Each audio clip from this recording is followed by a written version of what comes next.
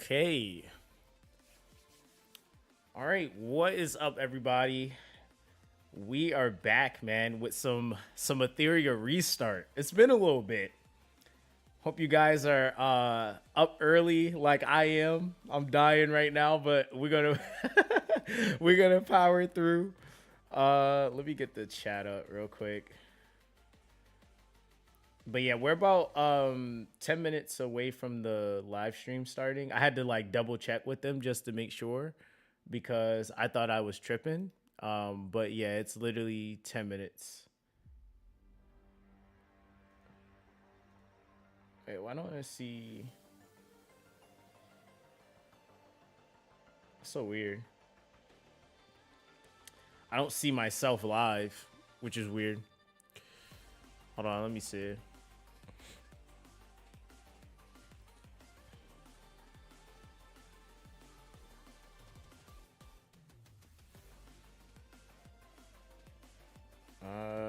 Is it this? Did it just die? Hold on. Let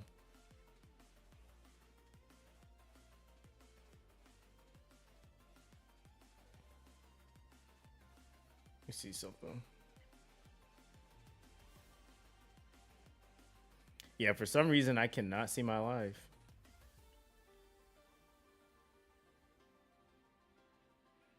Okay, no, it's good. Okay, it's just me. It's just me. All right, hold on. Let me reopen it.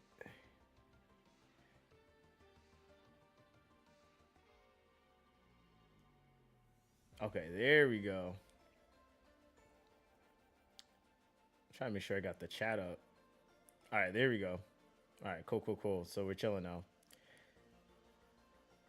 All right, bet. All right, there we go. All right, yeah, so we should be good to go. Yeah, we're literally 7 minutes away, so I'm just waiting for this to go live so we can see what new stuff is coming into the game. They've been dropping a ton of brand new units, so now we actually get to see what the content is, and I think they're going to actually talk about RTA today too, since that wasn't in the last beta, and that's supposed to be a really big part of the game. So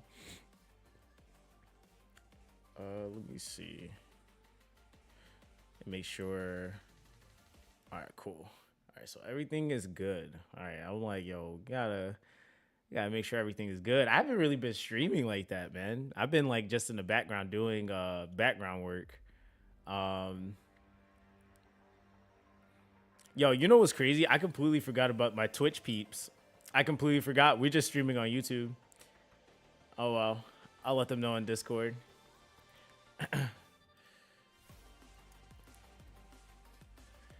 Let me share. I'm surprised it hasn't shared in the Discord yet. It takes forever.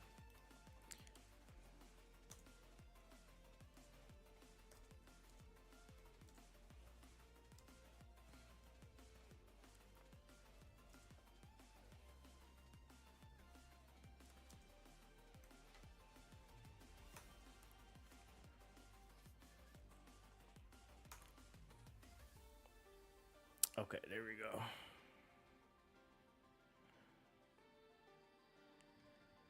All right, cool. Oh,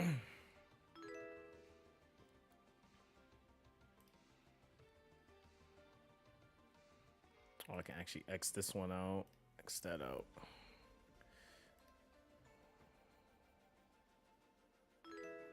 Yo, what's up, Taz? How you doing, fam? Okay. Yeah, my bad. I'm like, I'm like trying to message the staff and post in my Discord at the same time.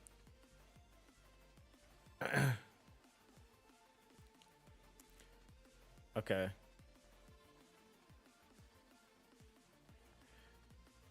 All right, cool. All right, cool. Why is that? That's like, I feel like that's Is that Discord? No, that's BlueStacks. Okay.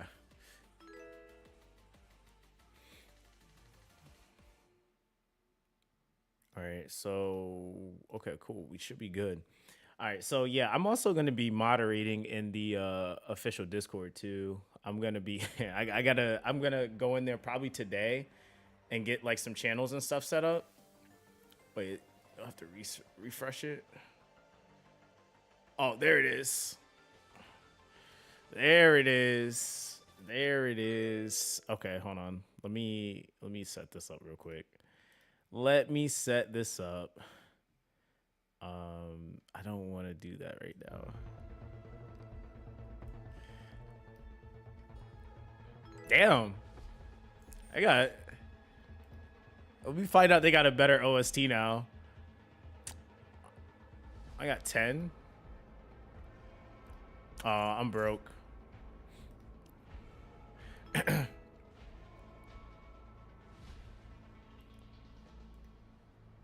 Yo, what's good, Katsura? Yo, Kat, how you doing?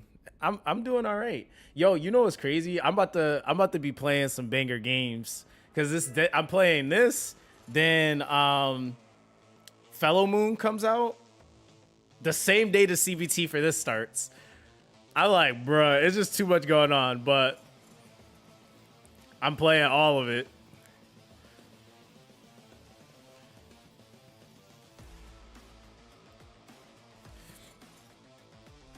All right, so it's like, what, 2 minutes? Okay.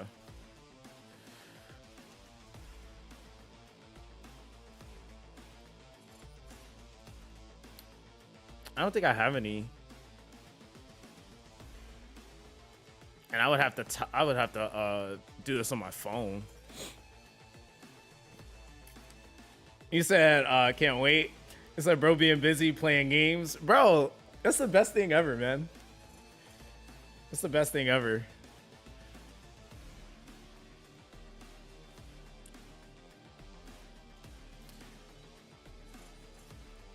I'm trying to see if it'll let me take this crap off the screen. It won't let me. You said I was watching Bleach and saw a notification you were streaming. Oh yeah, what time is it where you're at, Kat?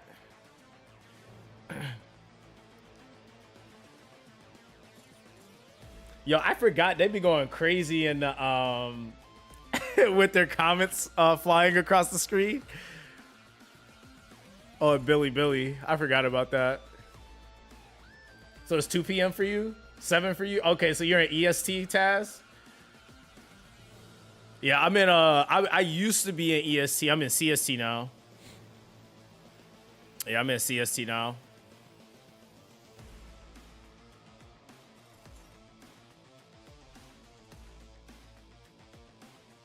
Oh, let me see.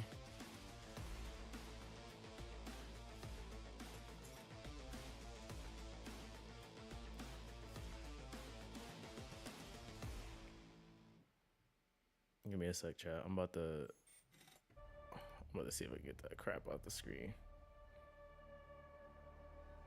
It's only doing it on the why? Hold on. It's literally only doing it right here. It's like zero reason. Like, come on now. All right, there you go. Because I'm like, yo, why is it not going away? I'm like, why are you guys doing this to me? All right, there you go. All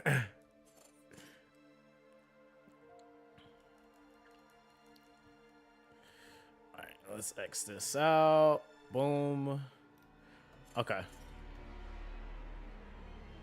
Oh, brother.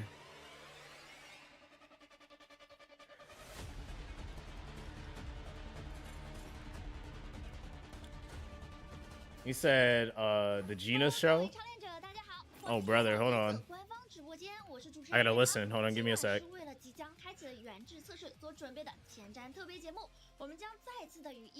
Yo, they jump right the fuck in this. Okay.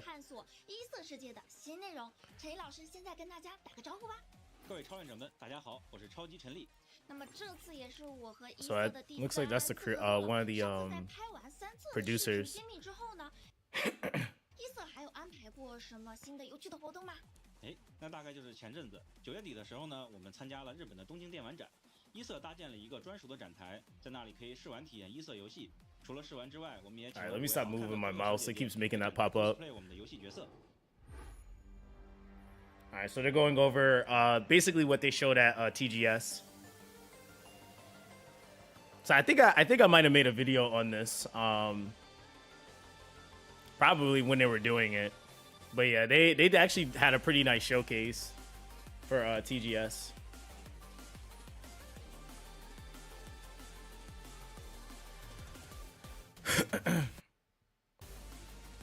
Come on, Billy, get your internet together.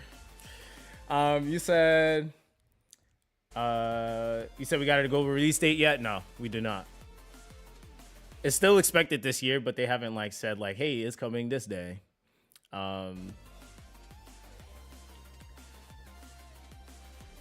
I forgot I gotta change my Nightbot. I don't need it posting that.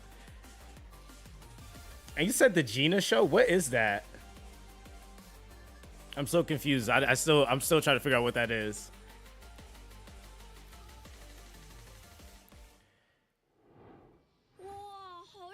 Yo, what's up, MK? How you doing?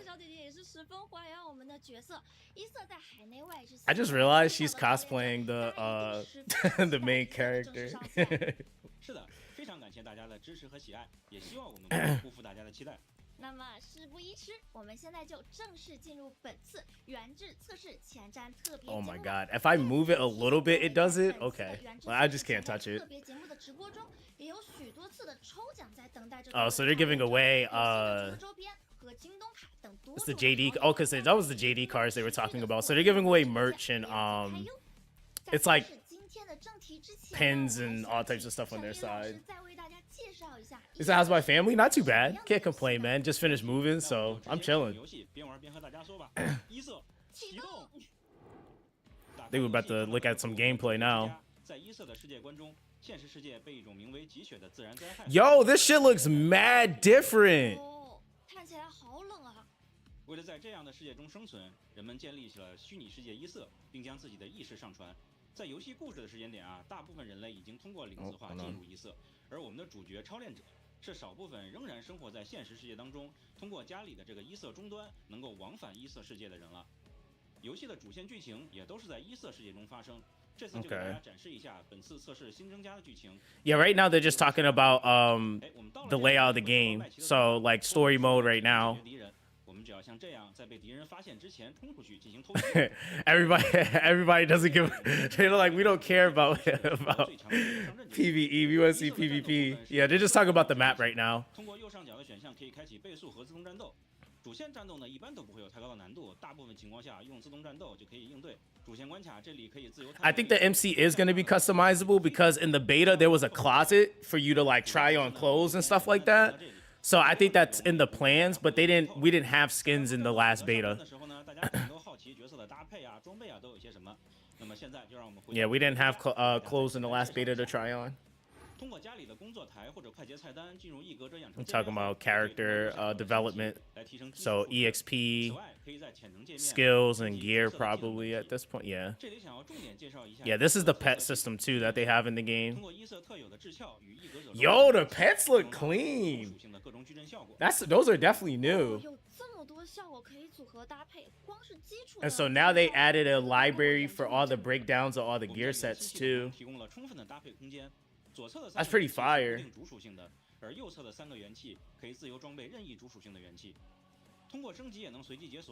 I probably end up making a breakdown video because I want to talk about the gear system a little bit because it's actually pretty unique, to be honest. And then, yeah, basically with the pets, they're able to give you like they can kind of make you have a unique build to your character in a way. 哇，智鞘原来不只是看着可爱，还有这么多用处啊！这么说来，挑战模式有哪些玩法呢？首先就是第一排的日常挑战了，各种升级材料以及刚刚。This is daily dungeons, so boss dungeons, gear dungeons, basically. Oh damn, they added mad of them now. Okay, they increased the blitz. The blitz in beta was like 5 runs, so they increased it to 10. That's funny. Oh, that's new. 组队攻克一组大型的 BOSS 战。稍后我们也会为大家介绍这些玩法的详细。Oh shit, that's like a oh my god, that's like a almost kind of like a raid. That's literally almost like similar to the Celestial Anomaly that we had in Dislike. So this is PvP. I think this is classic though. This is RTA. 我们新增加的众多异格者也会为竞技环境带来更多的变数，接下来也会大家详细介绍这些内容。好了，那我们就先玩到这里吧。关于一色更多详细的新资讯，操练者们。So yeah, PvP has from what he says has 10 entries. It looks like for live arena a day. For at least the competitive scoring.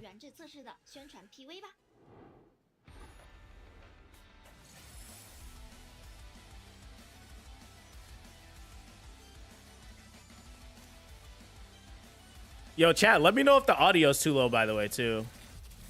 If I need to turn it up, I will.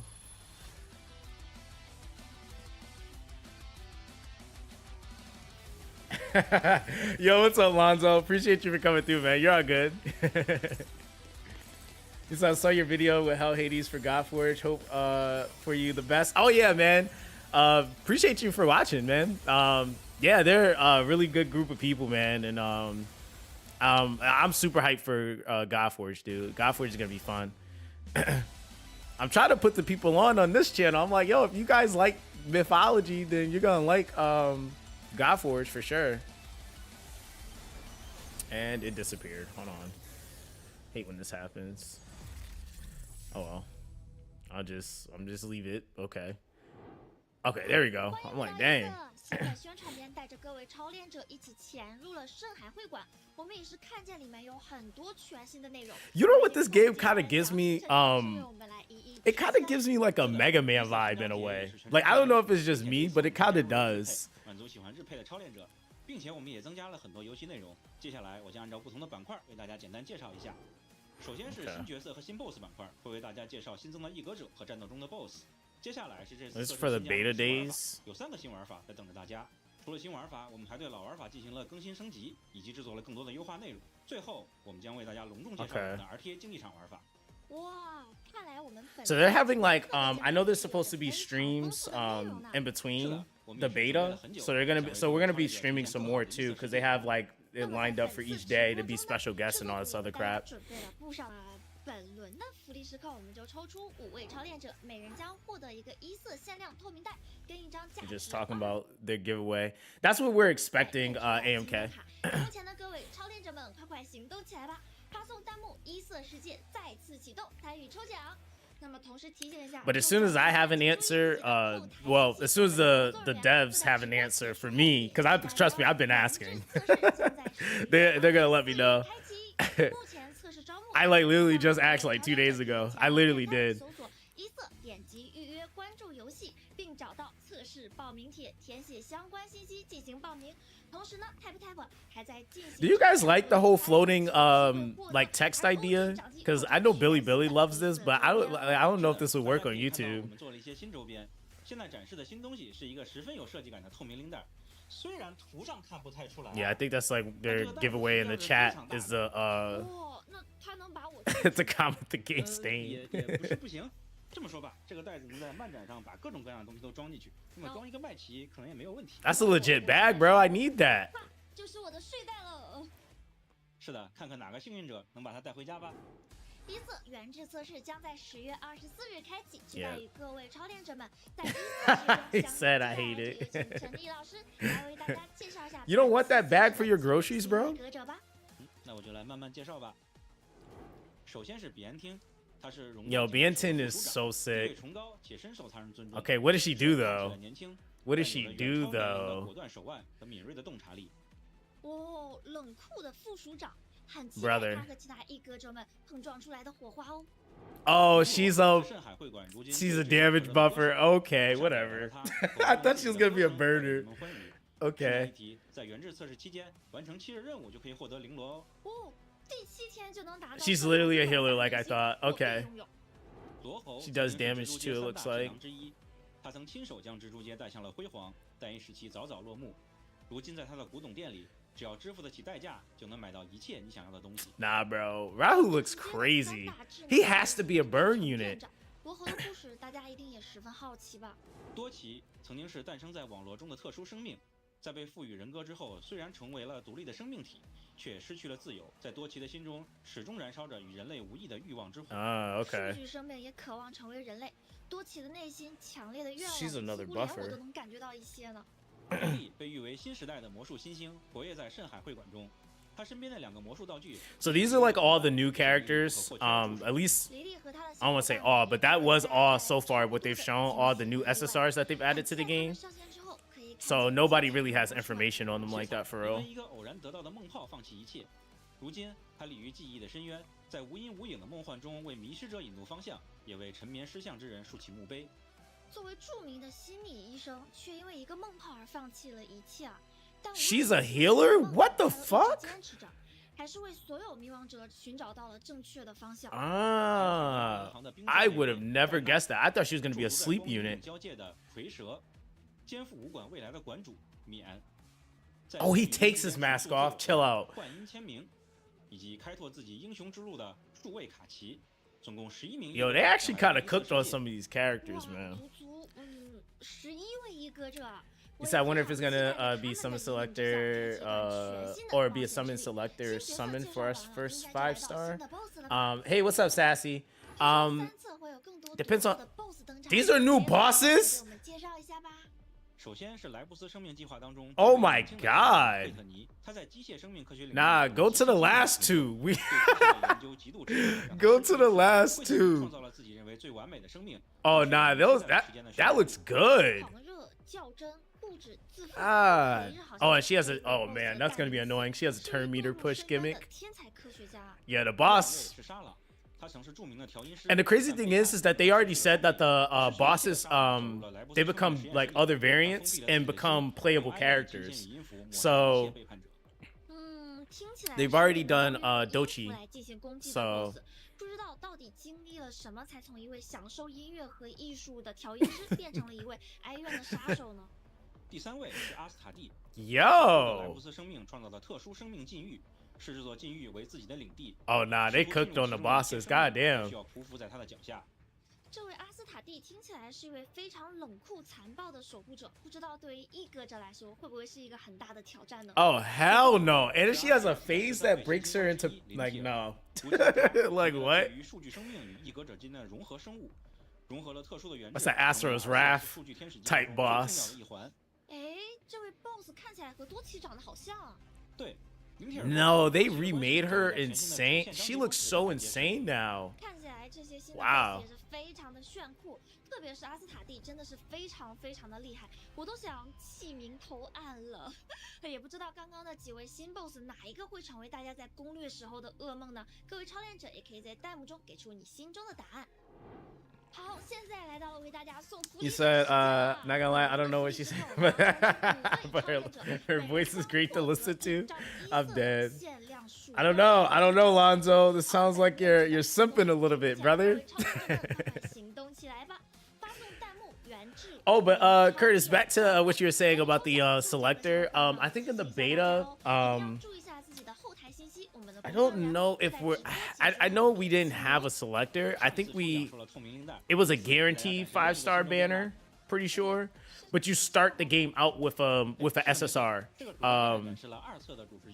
So you actually do get one. Yo, I really want that mouse pad.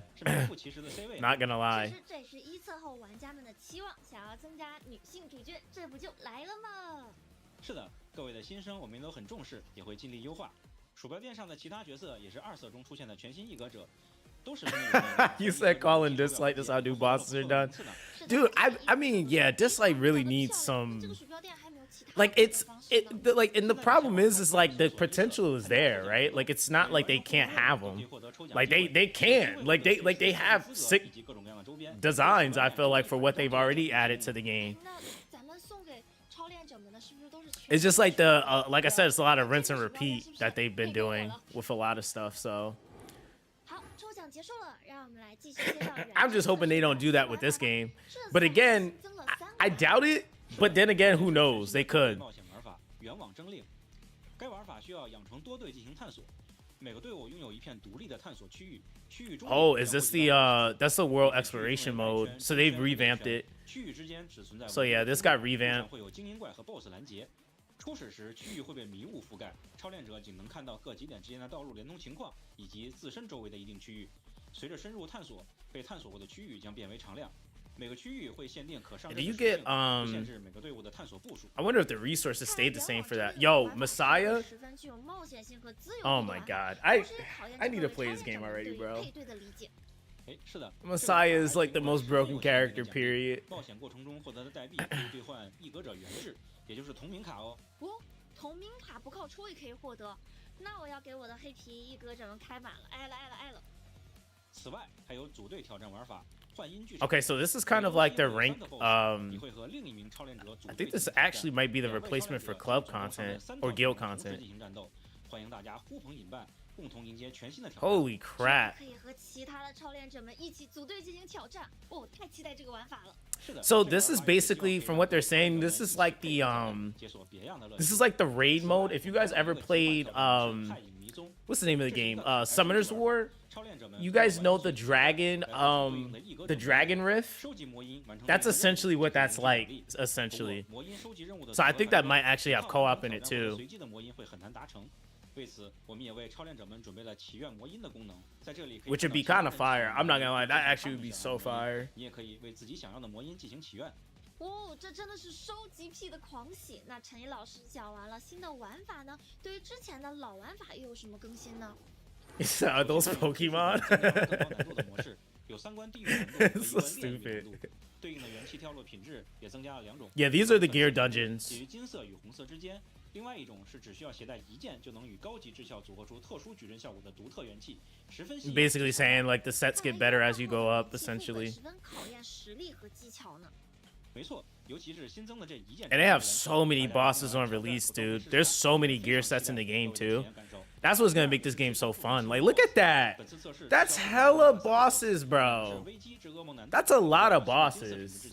第3个是噩梦至地狱难度，掉落的是粉色品质之效。 有新 BOSS 可以让玩家挑战，同时还有新的之鞘。那对陈老师复本的难度 That's so many bosses, man.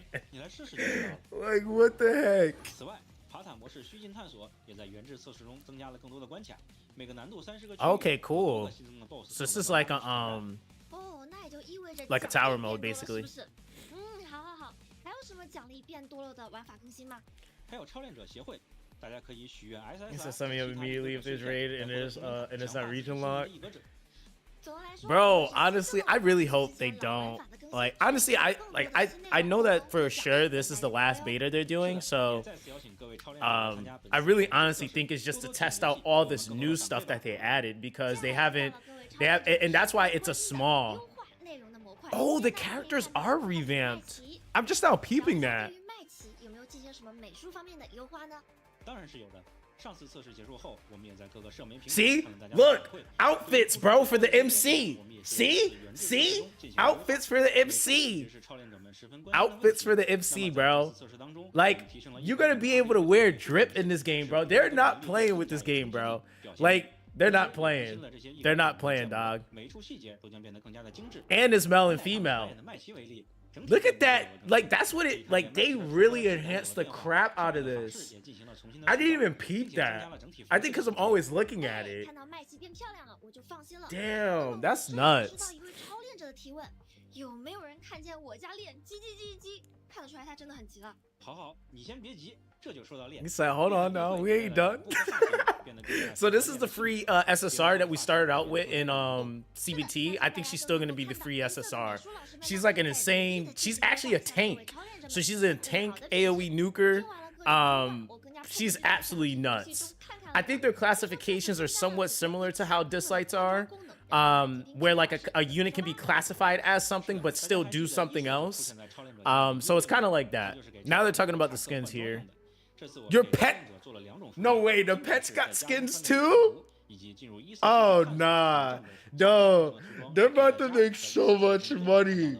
也就是现在不光超练者， The pets have skins too? 是的，我我们相信玩家都是希望自己的角色是亮丽多彩的。未来我们会持续制作更多超链者和恰克的皮肤，让玩家能够让自己的角色 Nah, 更加 that's 个性化。 crazy. 那我也有个问题想要问一下，我什么时候能给麦琪换衣服呢？哈，现在虽然还不能给麦琪换装，但是我们开放了。I was not expecting them to give the 可以 pets 通过活动获取。 drip too, 现 dude. 在只有几 They 个 do 义工可以进 apparently. 行基础的换装，未来会有更多。Oh, okay. 让大家都能为心仪的义工 Oh, so you can. Okay, so I think this is like some of the free option stuff too, like just being able to change like the character variant colors and stuff like that.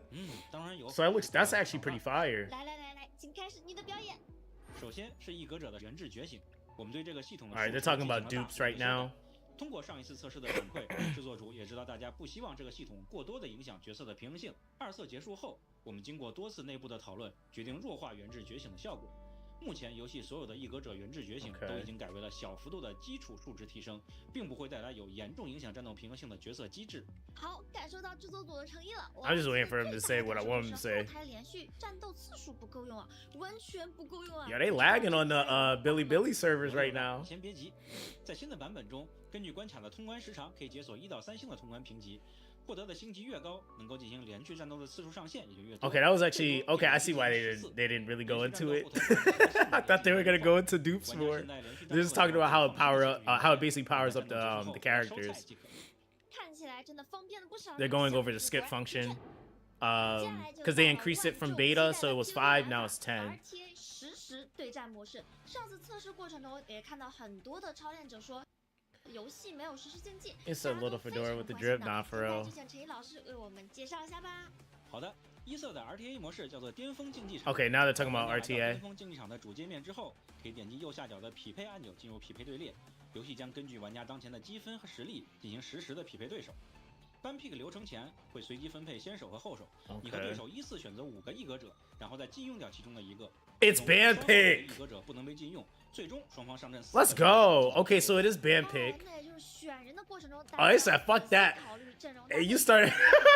It's ban pick from the beginning. That's funny. 参加竞技场也可以兑换超链者服装等丰厚的奖励。 Yeah. 想要证明自己的玩家， That's funny. 更前排的名次冲击吧。 与人斗其乐无穷，现在巅峰 So 竞技场 there's gonna be 非常多的乐趣。 a mode for PvP where dupes matter, and 速度属性对于战局的决定性过大，安排策略。 there's gonna be one where it does. 这次测试，我们第一是丰富了更多的角色，然后也为原有的角色进行了平衡性的调整。大家可以在这次测试中尝试多种不同的策略队伍，在竞技场中打造属于自己的独特流派。这次实时竞技其实也只是一个新的开始。目前我们的角色比2测又多了10几个，并且我们在公测时还会追加更多的角色。 Yeah, they really cleaned up the UI for the game. 平衡性，每一场对局 Looks so good now. 持续调整平衡性的数据参考。在此，我也希望各位参与本次测试的超链者们多多参与 PVP 玩法，并在论坛反馈你的看法。希望大家能和我们一起优化调整，努力打造更好玩的一色。听了陈毅老师的讲解， Okay. 我也是迫不及待想体验一下。 So I guess there's gonna be some balances to 战斗。未来啊， whatchamacallit, 线上和线下多种 some of the 形式的 sets 官方 in 赛 PvP 事 specifically, 对赛事感兴趣的超链者们可以持续关注我们的论坛官方消息。 so that certain sets aren't too overpowered, basically. 也欢迎各种玩家群和主播们来一起组织水友赛，一起来对战起来吧。 接下来又到了为大家送福利的时间了。本轮的福利时刻，我们将抽出10位超链者，其中5位将获得一个一色周边立牌。 They said, "Hey, did you forget about our giveaway?" 另外5位将获得一个一色周边一格者。 You said the game looks incredible from the first CBT to now. Dude, it looks totally different. That's why I can't wait to play this one, cause it like the game was literally like, you know what the first CBT felt like pre-alpha. Second CBT kind of still felt like it was like in an alpha, and now I feel like they kind of have a game now. Like it feels like it's like I said, it just feels like now they're just trying to test the game out, just to make sure like whatever they're adding, like it just works well in the game. And they'll probably make adjustments as they get closer to release. But yeah, I think like with this test, it's like it's limited, which makes sense because they're not trying to do an OBT. Because like I said, usually you do an OBT when you're trying to make money, or open beta when you're trying to make money, and you don't really plan on going into an official release right away. and you need a lot of feedback. I don't think they need much feedback because they seem to kind of know what they want to do. 是的，完成7日挑战任务，能获得一个3册新增的 SSR 绫罗，进行多队远征玩法，能兑换一格者投名卡，还有协会可以许愿一格者碎片哦。哎，还有，参加 RTA 竞技场能够兑换超链者皮肤，欢迎大家踊跃参加 PVP 对战。呼呼，现在大家感受到陈林老师的热情了吗？那么大家赶快去报名参与测试吧。哎，时间过得好快，本次原制测试前瞻特别节目 I need that 接近尾 transition 声了 screen. 最后陈老师有没有什么特别的话想要对屏幕前的超练者们说一下呢？是的，时间过得真的很快，距离上次测试已经过去了半年时间。经过了6个月的持续开发，我们在提升游戏品质的同时，也不忘优化24超链者们提出的。So basically, what they want is they essentially are trying to make it to where SSRs and SRs basically it's like even competition. Like you can use different comps to be competitive, 欢迎超链者们 which is pretty cool. 宝贵的意见和建议。最后，感谢一直关注一色的各位超链者们，一色世界的未来就。林老师也感谢屏幕前的各位超链者们，让我们在10月24日原制测试中再会吧。拜拜，一色世界。All right. 一色世界见。That's not bad. Okay. Damn, so that's actually kind of like interesting. So it's quite a bit we got coming, man. RTA is gonna be, oh man, RTA is just gonna be a battle anyway, because I don't feel like RTA is ever released perfect, so we'll have to see what happens with RTA. But pets, drip, MC, drip, bosses look kind of waifu-esque, so they're probably gonna end up being playable, which they've already like stated at this point. Trying to think what else. There's hella gear dungeons. So there's mad gear sets now. Trying to think what else was there. Auto battle. It's times 10, not times 5 now. What else is there?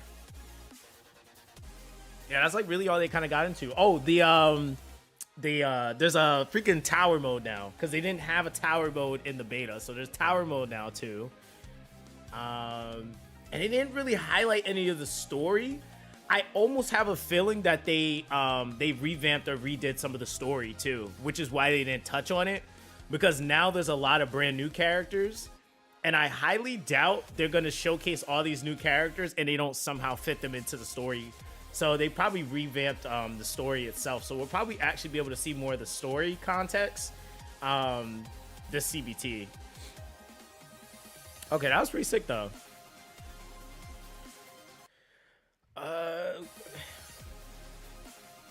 He said, when's the game supposed to be out? We're probably gonna find out after this beta. So the beta lasts from so it starts the 24th. It lasts until November 4th. Okay, so that's about what, 2 weeks, right? Beta lasts about 2 weeks.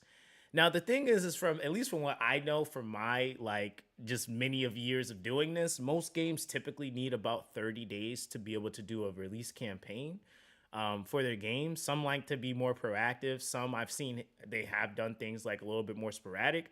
I think the route that, and this is just kind of what I've noticed with XD, they're kind of, I feel like they're taking a completely different route with global because I think just wait, did it just reset? Yeah, it did. 各位超链者们，大家好，我是超级陈立。那么这次也是我和一色的第3次合作了。上次在拍完3册的视频揭秘之后呢，一色还有安排过什么新的有趣的活动 ？See, this why. 那大概就是前阵子9月底的时候呢，我们参加了 Yeah, they did reset. Okay, that's just weird. 搭建了一个专属的展台，在那里可以试玩体验一色游戏。除了试玩之外，我们也请了5位好看的 coser 小姐姐在展台 cosplay 我们的游戏角色。Yeah, it reset. Because I'm like, yo, wait, what? Okay, but yeah, so basically, from at least from what I know, like as far as like the work I've done with like XD Company, I've done so with this game for global release, and that's why I said I'll know when I know because I'm gonna be a part of the LQ&A team, so I'm gonna be helping develop the wiki for Etheria Restart for global. And I'm also going to be helping with localization too. So I worked on localization for Sword of Convallaria. I did that. It was kind of ironic because I did that and then I never actually ended up making content on the game. But basically, what I noticed kind of has happened with XD is they kind of seem to like not really want to emphasize or push their games too much to the Western audience and start like promoting them and doing a whole bunch of stuff. Because the last time they did that was with I don't know if you guys remember the game Torchlight Infinite. They did that with a game called Torchlight Infinite, and that game got ripped apart so bad, in fact, that like even when they did revamp everything, there was no way that they weren't able to like promote the game and get players to get on the game or come back to it or anything. So I almost feel like from then they've kind of like either have pushed back dates for global, or they will do all their testing on the CN side and then they'll just come and drop it over here. And that's kind of what's like kind of happened. So like they did the same thing with Sword of Convallaria, because Sword of Convallaria was supposed to have came out like a year, probably 2 ago, before it actually had released. And then they decided to push the game back, and there already was a TW version. Like they already had the game out, but again, they were just like being super critical of like how global was going to respond to it, which is kind of surprising because I feel like CN is a lot more critical than we are.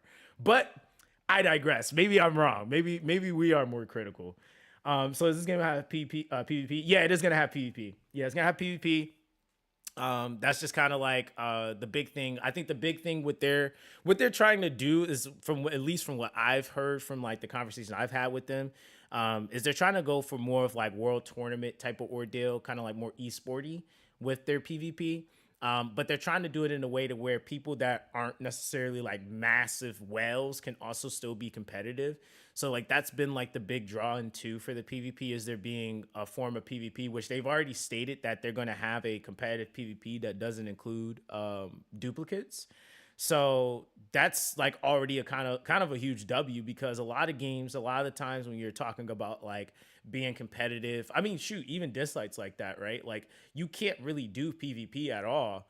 You can, let alone RTA. You can't do RTA, and I'm saying this as a fact. You could not do RTA if you don't have dupes in your units. Like it just is what it is. Like you just can't. They did the what is it called, the other relics or whatever for it, but it doesn't change the fact that that dupes completely change units. Like they completely change their skill sets and like what they can do and stuff like that. So yeah. You said, is it live PvP or characters go autopilot? No, it is live PvP. So it's a band pick. From what they showcase in this stream, it's going to be starting from bronze. So you know how like in most games, like if you ever play like Epic 7 or Summoner's War, like it kind of develops over time. But I think what they're doing, which in my head kind of does make sense, it's like you use classic PvP as a place for people to kind of practice and kind of get an understanding of strategies and team comps. And then you use the live PvP as like, as soon as you jump into that, it's competitive, right? So they're going to probably balance it out. I know, like, I would say like out of a lot of games, like E7 has a pretty solid like ranking system that they kind of have for their RTA. So they're probably going to look at some other references and probably develop and revamp it over time. But yeah, that honestly is going to be really sick. Hopefully we get to test it out. I think this beta will actually be able to test out the RTA, because last beta we couldn't. It wasn't even, I don't even think it was finished being developed yet. So yeah, we'll actually be able to play test the RTA mode, which would be pretty sick. So I think with this test, I don't exactly know how many people are going to be in it, but I know I feel like it's only a few hundred. I don't think it's like a massive, like it's not like a really big test. So I think it's really just to see like if they have like any like last minute bugs and stuff like that, because they really don't have too much time for a release, honestly. Especially like once you start kind of hyping people up and showing them all this like stuff that you kind of revamped and enhanced and stuff like that, you got to kind of. It's kind of like what happened with Weather and Waves. Like once they kind of got to a certain point and they showed so much, it was like, all right, we got to release our game now. It's kind of what happens. But yeah, so between that, all the PvE bosses that they're adding to the game, because I know some people aren't going to like to do PvP necessarily. We'll have to dive a little bit deeper when the actual beta starts to see like what the resource yield is, because that I think is going to be the big determining factor as to why or if you would even do PvP or have to do it. I hope they don't. I hope they don't do it in a way where it kind of forces people to have to do PvP, like live PvP, because the resource or whatever reward is behind it is like you have to have it in order to be able to progress into like the PvE stuff or something like that. I just hope it's like, you know, maybe like extra of something that you can go and get in PvE, but it might maybe expedite that slightly because you're doing more than one mode, but not anything that's like, if you don't do PvP, then you just can't do anything else in the game. So yeah, I mean that, I think they revealed, what was it? We talked about that a little bit, was the skins, for characters. So it looks like what they've decided to do, which I'm pretty sure they're going to probably touch on actual playable characters later. But they did like color variant. So you can kind of change the color variants of your characters, which is pretty cool. I think that's like something that like you kind of have as like a free option to do. But then they have like skins that are going to be accessible for, so you have like this little drone that you run around with in the open world. And just really on maps, period. And then you also have your MC. So they're going to have changeable skins, male or female. So they'll probably adjust them, obviously, to whichever character you're playing. And then it looked like there was drip basically for the pets, too, which I was just like, okay, that's kind of a lot. So, yeah, there is a pet system in this game, too. And basically what the pets do is they essentially, and that's where you kind of get like some of the unit diversity and kind of like some like specific builds. So, like, you have units like Messiah, for example. He can give a, it's like, he does like an AoE nuke and then he goes invincible. That's like basically what his skill 3 does. But you can equip a pet that gives him an attack buff before he does it, because pets activate before you actually do things.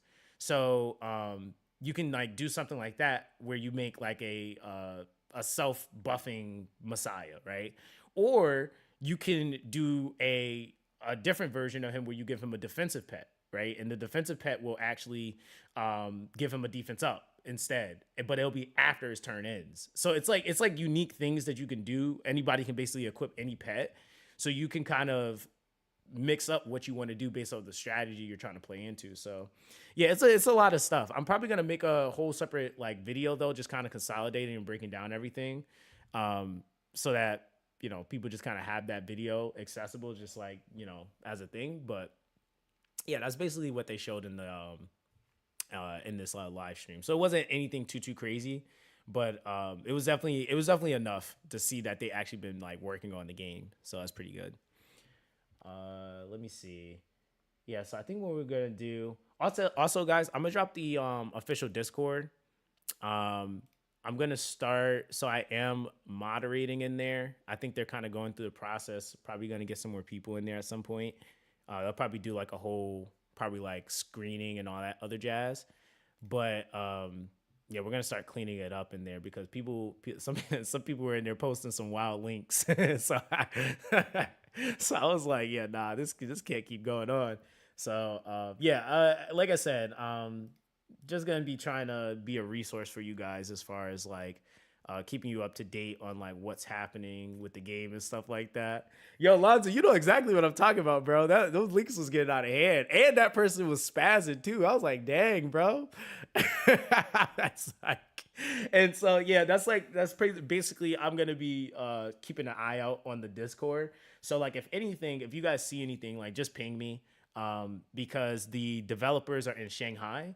So like right now they're getting ready to go to bed. Like basically like they're all ready to go home. So like I'm up, as you can see. So yeah, they're like completely different time zones. So yeah, they're usually active during the night and like early morning for me. And then like once it hits around this time, which currently it's almost 7 a.m. for me, that's when they typically are like kind of, you know, obviously probably off work or going home or whatever. So if you guys are not, I'm gonna drop the official Discord link so you guys can come in there.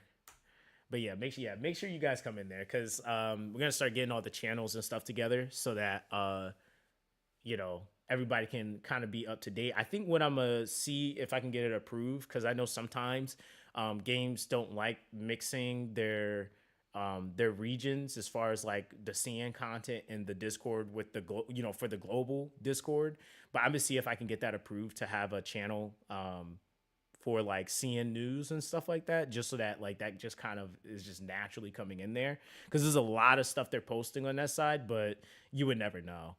So yeah, that's why I've been making as many videos as I have for Etheria, because like basically every single day they've been posting something. Actually, did they post something today?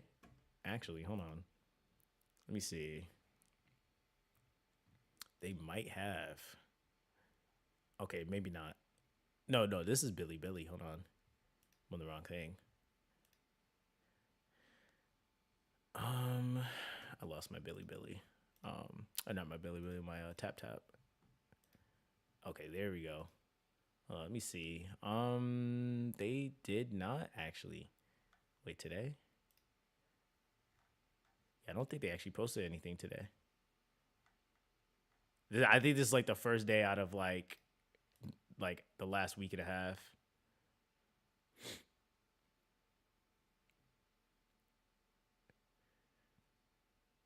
Yeah, they were just, oh, actually, no, they did post, but it was about the live stream. Okay.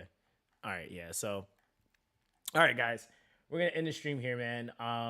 Like I said, probably be back streaming at least. Yo, what's up, Ronald? We'll be back streaming the day of beta, which will be the 24th. So they're going to be giving out beta access to those that got it on the 22nd. And then the 24th, which is this Thursday coming up, we'll be streaming. So I think the beta actually starts 10 a.m., I think. Maybe? It's either 10 a.m. or 10 p.m. I got to double check. You say you must have moved out of South Carolina. Why you say that? I was never living in South Carolina. I was living in North Carolina. Yeah, I was living in North Carolina, but that was 2 years ago, bro. I've been moved from there. No, you good. Yeah, that was 2 years ago. Yeah. Let's see. Yeah, so yeah, that'll be on the 24th. So we'll be back streaming then, but I'll probably have some videos obviously in between there. There is another game coming out that we will be playing. I don't know if you guys, you said Central Time earlier. Yeah. I know. I am in Central Time now. Yeah. There's another game. It's called Fellow Moon. They're gonna be having, and I think it's an open beta. So I know a lot of you guys have been itching for an open beta. Fellow Moon should be having one. If you don't know what that is, hold on, let me see if I can find it. Don't worry, I got you. So this is also another turn-based game. So you know me, I try to make sure that whatever games I bring you guys are usually like the continuity is there. So they basically are like something you would already be kind of like playing. But yeah, so this is basically, I think I did a whole video on it on my other channel, but let me see real quick. Let me see. I'll play this real quick because some of you might know what this is, but it's kind of like do any of you guys play Reverse 1999 by any chance? Like any of you?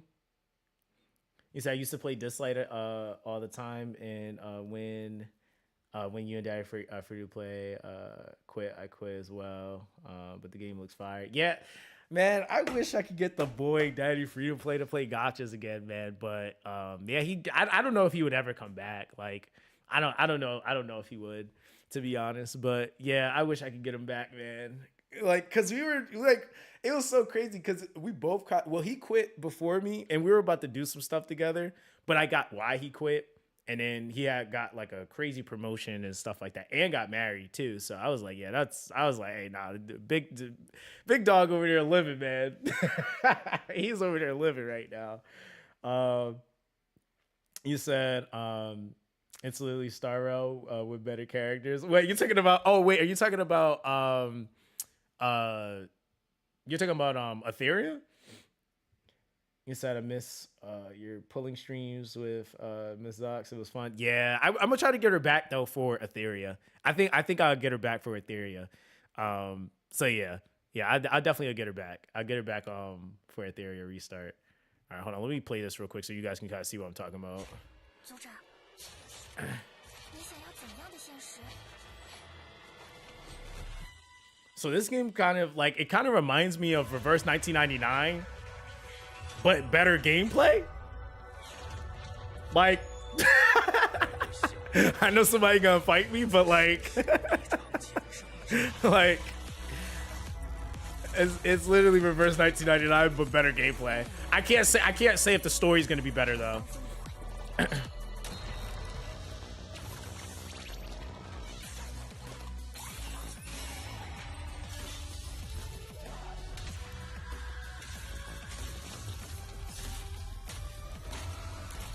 And that's actually how the game plays too. That's like, so this is basically because they're having their open beta, or yeah, it's actually an open beta. It's not even an open beta test. It's just an open beta. The 24th. So he says Zox starting beef, bro. You know what's crazy? I'm not the one that actually like started this opinion. It's like they're over there on CN saying it, which is kind of funny to me. Yeah, it's on CN. Yeah, it's on CN. The reason why I still bring it up though, Will, is because some people like to hop on CN and play the games, and you know, like that's a lot of my audience, at least like some of my original audience. But I still mention it because I know there's a lot of people that still pay attention to what is being released on that side, and they still want to play it, right? Because a lot of times, like we do get hit with like now, especially more than ever, like Chinese resident numbers being the like barrier of entry. So yeah, you usually don't get a lot of open beta opportunities like that, to be honest. Used to play RPG since Final Fantasy 1 on NES release. Damn. Don't tell your age like that. Don't tell your age like that. Don't tell your age like that. No, listen, I'm somewhere. I'm not that far well, I'm not that far back, but I'm back there. Yeah, I'm starting to get up there now. So that's actually funny though. Yeah, but yeah, this is another game people might be interested in. So I'll probably, on my other channel, not this one, but on my other channel, I'll be making content on this game. Because the other channel I have is like more CN based, and it's like kind of like to what this game is kind of like a dystopian dark world type of ordeal. I know they've been like, hold on, let me see if I can show you guys some of the characters. Let me see under their form, maybe. Let me see. Maybe they have. Okay, so let's kind of give you perspective. They have like, these are like some of their characters that they got in there. I think I've seen a couple of chocolate waifus, but like yeah, they kind of use what is it called? Kind of like the classic RPG like camera angle where like you get to be behind the character. And like it slides to the next character, and now you get to see the back of that character looking at your opponents and stuff like that, and you can kind of pick like what moves you want. So it's a lot of like dynamic angles and stuff like that they play around with. So you kind of get to see that like right here, for example. I don't know if this is big enough, but yeah, like you kind of see how it goes from like the back of the character, but literally to yeah, it's literally Reverse 1999, but cool. Like it, like seriously, like I'm telling you, I'm like it. I kind of sort of wish like Reverse 1999 and this game were just one game, because like Reverse 1999, and I think that that's the big thing that's going to be the, I guess what is going to kind of weigh which game is better than the other, because Reverse 1999, at least from what I've seen, has like pretty amazing story. You know, so that's kind of another thing that you got to kind of go up against. But that also is a thing that like I think kind of hurt the game in the Western market. It's like people are looking for more dynamic gameplay typically in the West, and then if the story is good, that's a plus. Versus like on CN, usually it's like they want a really, really good story. They love storytelling. I mean, shit, look at games like Arc Knights, for example. Like it's just like the game has for what it's worth, the gameplay is fun, but the story in that and just the damn vocabulary you have to even play that game is just insane. So yeah, it's like a lot of like dynamic angle changing and swapping and alts and teleports and sword slashing and crazy, like it's just kind of fire, like, right? So I think they have her ult too. So like the character ults are actually pretty sick because they kind of do like it's like a live 2D art anime style type ordeal, which is like really sick. I'm not gonna lie, like it's so fire. So they really cook. They really cook on the characters. And like the characters are like hella unique too. Like you can actually like walk around in the game with them. I think you can actually pick like a unit to walk around with. So let me see. Let's go show some of her combat. Yeah, there we go. So you can actually see it. So yeah, that's like, it's like little stuff like that. Like, yeah, that's exactly what it is. It's more like Epic 7. Absolutely right. It's 1000% like Epic 7. Hold on, let me see if I can find the one dude I seen earlier. This dude, I was like, what in the hell is this? Like, he was some scarecrow dude, and he had a like it's like a metallic arm. Hold on, let me go to official. Yeah, he had like this metallic arm, and I was like, no, here it is. Yo, this guy right here. I was like, damn. Like, I was like, yo, he's gonna easily be a fan favorite just because. So he uses a scythe. He has like a robot crow arm. Like, the dude is just nuts. And then when you look at his animations are kind of insane. So like you kind of have like, and the crazy thing is like it's dope because they made his scythe look like a box cutter. Like it's like in a sword form, it looks like a giant box cutter, but then it turns into a scythe. I was like, yo, that's kind of clean. Like that's really clean. And actually, it's not even a box cutter. It's more of like an X-Acto knife, to be more specific. It's like an X-Acto knife. So, let me see if they'll show like his ult in the video. 呀，这个名字已经被你写在了死亡名单上，你会听到死亡的声音。Yeah, this guy just looks so cool. 烈，无处可逃。 And it's like, how are you that buff, bro? It's like Nova bombing people.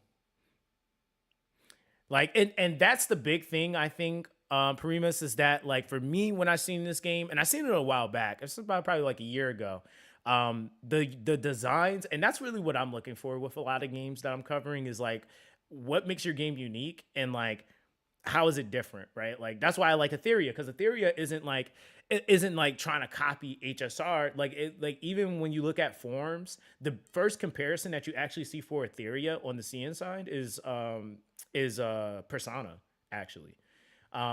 That's like, and even like people, like the content creators over there are making videos about the game on mobile potentially competing with Persona, which is kind of funny to me, because I'm like, on the global side, that shit always turns into Genshin or HSR. I'm like, bro, those aren't the only games. Like, and it's like, even down to like, they're not even like saying like, oh, this is gonna kill Persona, but it's like, oh, this is cool because it's like, you like Persona, you're probably like this type of game. So they're really playing into like the whole familiar idea. And you kind of see that all through Etheria with the characters, even into the character art. And so same thing with this game. It's like a lot of the characters I was looking at, like there's like, I'm like, these are like so weird, because you usually wouldn't see these types of characters in the same universe, but they are, but it just kind of works. And it's kind of like, even with the story layout, like you're like this investigator, and like each character, I think it's like kind of like this traveling through time ordeal type of thing. And each character kind of has like their own unique story. And that's essentially what you're playing through, as you're going throughout the game. So it's like, it kind of continuity wise makes sense, I guess. I know a lot of people probably wouldn't like it, but Grimguard Tactics looks good and comes out October 23rd. I think Grimguard is going to be, because I think, Grimguard is going to be a really solid game, but you know exactly who it's going to appeal to. It's going to appeal more to the Western audience, 1000%. And that game has Western player all over it, like it 1000% is. So that's something I'm in that Discord right now, which is kind of funny.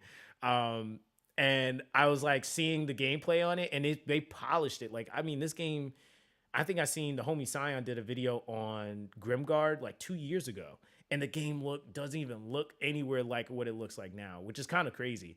But yeah, that game is going to be probably pretty solid on Western release, to be honest. You said I play your previous CBT and the enemies are unique. Two, they have orange. Orange is flying as enemies. Oh shoot. Yeah, so this would be my first time trying it out. Actually being able to play it myself. So that's why I was like, yeah, let me try this out, because a lot of my favorite games they kind of pull from, like, you know, kind of like the Dragon Quest you know, angles, like as far as like how you kind of see the enemies and you kind of pick your abilities from that screen, and then it goes into like the E7 animation. So like it's really sick. It's really sick. But I feel like that's also like why I said like Reverse 1999. If you like that game or you played it, this to me just kind of comes across as like the version of it with better combat. But I guess the story is subjective and probably a little bit more debatable. But yeah, I'm probably gonna be making some content on this game too. You said I like the tactical turn-based a lot. Yeah, that's honestly like that's kind of what a lot of my channels have like reverted to. I've done mainly like I've tried to do everything, but my favorite genre is strategic RPGs, or turn-based to be more specific. So if it's games like if it's anything like Fire Emblem, if it's a tower defense, depending on what type of like what the tower defense looks like, or if it's a turn-based game, I'll probably play it. To be honest, like that's just what it is. Like that's just what it is.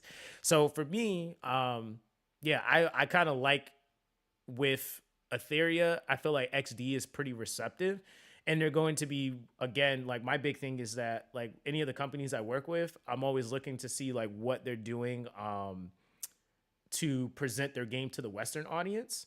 So like, cause I love diving into the CN audience. Like I have a Bilibili account. I used to upload on Bilibili and make videos over there and stuff like that. But but again, the Western audience is like, you know, that those are my peeps, right? So I'm always trying to make sure like, okay, this game is cool, but like, are you going to actually care about the players over here, you know? And so I like to invest my time into companies that I feel like are going to care about the Western audience. That's why I've been spending so much time with investing my time into the Godforge channel, because I know when that game released, they're gonna take care of the Western audience. You know, so that's something that I feel like we kind of, anytime we have the opportunity to invest or support time or play a game from the West, we give them crap, and then we'll go play the games from the East and then be mad that they don't prioritize us. But it's like, honestly, why would they? We're not necessarily their first or main market a lot of the times, you know? So when companies do plan or try to make us a part of the equation, or they do like to emphasize us as a main market for them, those are the companies I usually look to invest more of my time into at this point, you know? So I think that that's kind of like the direction I've been taking. So a lot of these games, like they are kind of like going through the playtest. Etheria is set in stone, but like New Moon or Crescent Moon or Walking with the Moon, this game has like three title translations. I'm like, what the heck is this game called? Like this game is definitely something I'm just gonna be playtesting, putting content out on it. There hasn't, from my knowledge, I haven't seen there be a mention of a Western release necessarily. It could be, but it might be deep somewhere else that I just don't have access to. So I'll do a little bit more digging to see if there's like any talks of a Western release. I think it was supposed to be years ago, when it started, like when they started actually doing the testing and developing the game, but I don't know what their plans are currently. So I got to look into that. You said Godforge looks good. I know the creators, it's pretty much all content creators, so mostly they'll gear it towards the player satisfaction.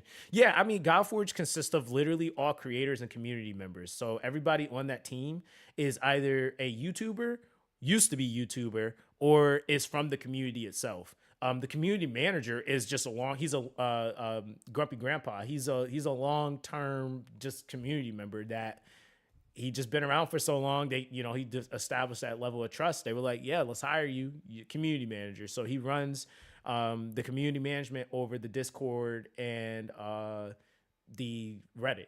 And then Ivy Lee, which is Susie, she's used to, content creator still content creates. She's the community manager over the content creators. And then you have Chosen. Chosen does all the concept art and character designs. Obviously, Ash is he sits on the board. You got M-Tash, that's a part of it, which is kind of surprising. Hell Hades obviously runs the entire thing. Sham is also on the board too, and also is helping develop the game. So like, yeah, there's a lot of people that are just there that like, if you've seen one of them, you probably seen the other, or you at least know one of the people because you watched their content before. So like, yeah, I've never seen an entire staff of all content creators for a gacha gaming like company basically, or studio. So like that to me was like fire, and I was like, yeah, I'm definitely gonna support what they're doing because you don't see that every day. So yeah, and in the entire community, I would recommend you guys join Fateless community too. That they're basically letting the community have a hand in making the game. So a lot of the feedback that people were giving, unlike, and it's sad to say, but it's like again, like one of the biggest like hurdles I feel like I had with this like was there was so much great feedback given from myself, from other content creators, from the community. It just was like kind of falling on deaf ears. And then when they implemented it, and I would just say they implemented like a small fraction of some of those things, most of the people were gone already. Like that to me isn't really a successful, oh, we changed our game or we made our game better. You want to be implementing those changes when people actually care about it. Like once people stop caring, then it doesn't matter that you just revamped your game. They don't care anymore, So I think that's like the thing, like people kind of took like a lot of the stuff with Dislight and they kind of like, oh, it's all about money for you. And I'm like, no, honestly, I don't care about Dislight. Like to that degree. Like I can easily make money off the game if I wanted to, but I really honestly care about how games treat their players. I really truly do. So that's kind of, I think, even the reason why like Hell Hades, and that's why I really want to support what he's doing, because that's why he's making Godforge, because I know he's looking at how Raid treats their community. They don't like Raid does not give a damn at all, dude. Like they do not care how their community feels at all. Like they do not care. Like they do not care, bro. So I feel like that's why Hell Hades said, you know what? Instead of me complaining about how bad the game companies have been, why don't I go and make my own gaming studio and develop my own game? The dude, like, I don't think people actually realize how big that game is about to be. Dude has freaking Unity on that game as his engine. Like he's going through like having like he's going through target investors right now. And if you know anything about business, once you hit a target investment stage, you're talking about like big money at that point. Like, right? So he has a lot, like there's a lot of funding that's going into that game. And he was like, even out of his own pocket, which I know is the truth, he's putting a few $1 million out of his own pocket into that game. And like seeing from when I started covering Godforge till now, the game is like changed immensely in quality. Like it's crazy. And they're gonna be releasing it this summer. The first beta though. So if you guys are looking to try a beta, it's a God oriented, like mythology based game. There's they've already announced there's gonna be 10 factions in the game. On release, 250 units. They are going to be having a open beta coming in January. So if you want to you're looking for a gacha game to play, I would say that's something that you could try out for sure. It's the only reason why I knew you were at one point part of Fateless. His Ash video, he showed all the staff, and I seen a pic. Oh yeah. So I just did a podcast with them. So that was cool. With Hell Hades and Sham and Chosen. So that was like so sick. So yeah, just did a podcast with them. And then yeah, I'm just working in the background with them. So a lot of people, so you guys might not see me as much. I know like some people are used to me streaming every single day, but I'm like doing so much more in the back now that like I haven't been able to stream like I used to. And then also too, like the passion I have, like for example, like my passion I have for streaming Dislight just isn't there anymore. Like I genuinely used to wake up every day and was like, yo, I'm gonna stream Dislight today. Like if I didn't stream Dislight, it felt weird, right?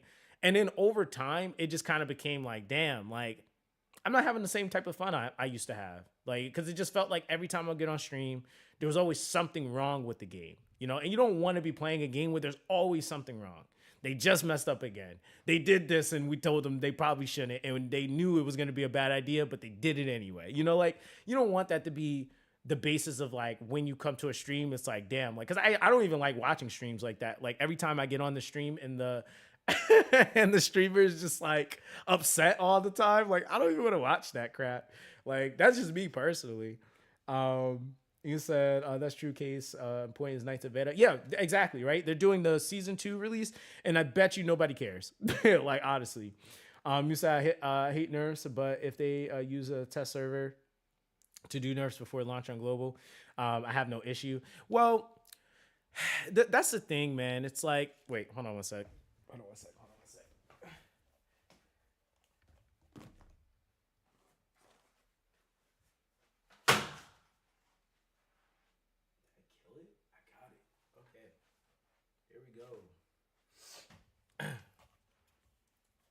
Oh, sorry, y'all. There was, listen, chat, listen. Let me tell you something. I've been fighting this moth for like, I've been fighting a moth for like the last like 3 days, and I finally got him. I finally got him. It just messed my light up and everything, but I finally got him. Oh man, yeah, I finally got him, dude. I finally got him. Cause just like. I see it out the corner of my eye. I'm like, dude, this thing has to go. Cause listen, my girlfriend's been tripping out over this moth, man. All right, there you go. I'm like, dude. I'm like, he has to go. You said, do you still play WoW? I remember you were all about it before, and now I don't see any content. No, I don't play WoW. Reason why is because for me, WoW didn't do what was necessary, and they're trying to do it now, and nobody cares. Same thing, right? I was like super gung-ho to play the game, but the thing is they also didn't create or do they basically didn't prevent what Genshin Impact basically allowed forever. And we've already seen that single-handedly ruin the algorithm. As a YouTuber, and this is like something that, because you know, I help develop other creators. So there's and creators that are even bigger than me that have like 200Ks and stuff like that. And one thing that like is really important to like kind of understand as a creator is understanding what is the focal content on your algorithm. Focal content on Wuthering Waves on Genshin Impact unfortunately became drama content, right? So it was actually hurting my channel to make WoW content than it was actually benefiting it, because the content that succeeds the most in those spaces, unfortunately, are not guides unless, and here's where they stepped in recently, leak content. I don't do leak content, right?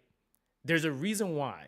I don't do leak content because leak content is something that tarnishes relationships with developers as a creator. The creators that typically do leak content either don't care about those types of relationships, or they're big enough to where they don't have to care about them. And even then they still do to a degree, right?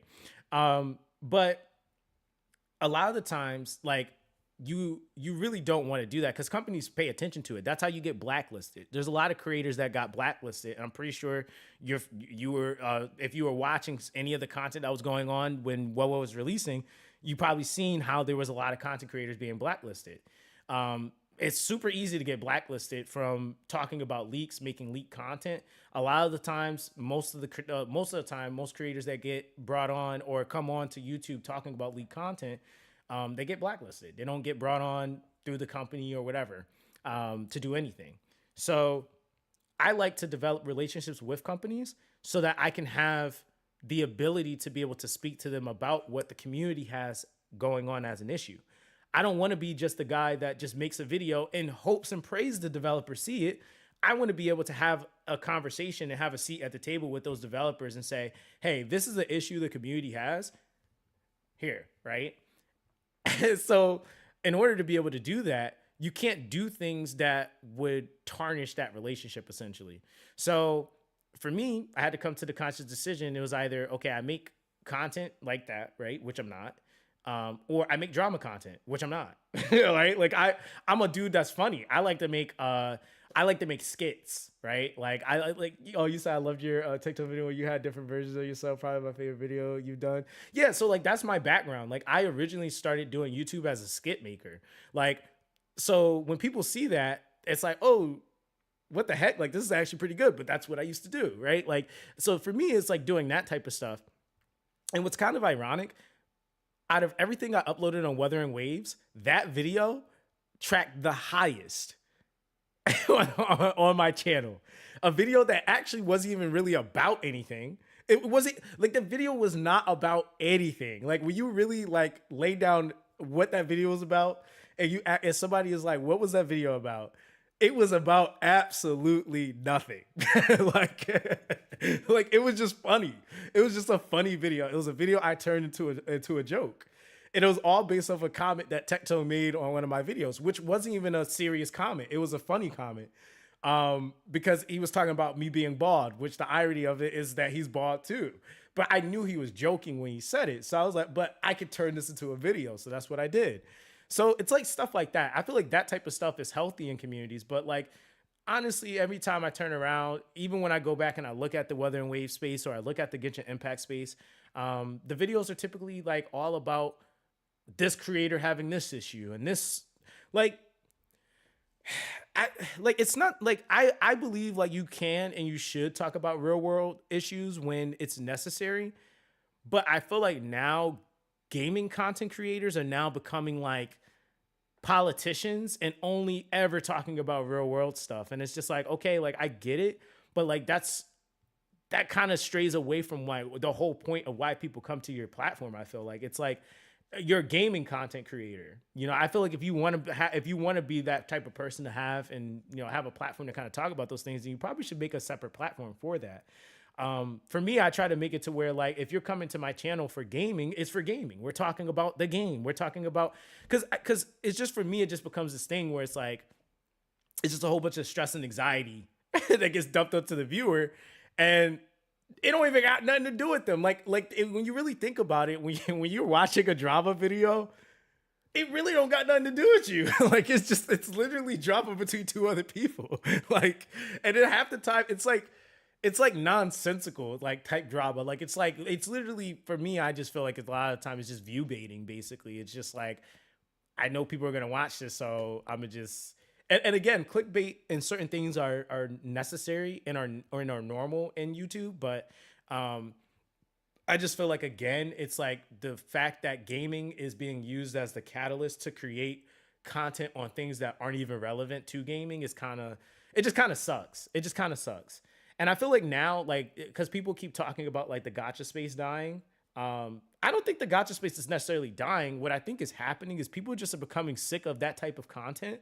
And they're becoming more aware of like, I want to watch actual content about what it is that I'm playing or talking about or looking at. You know, companies even, and that's why I bring up the fact, like, I stopped Weather and Waves because recently Weather and Waves just announced that they were gonna start cracking down on leakers, right? But the real reason why that happened is because a story content that they were trying to hold on to got leaked.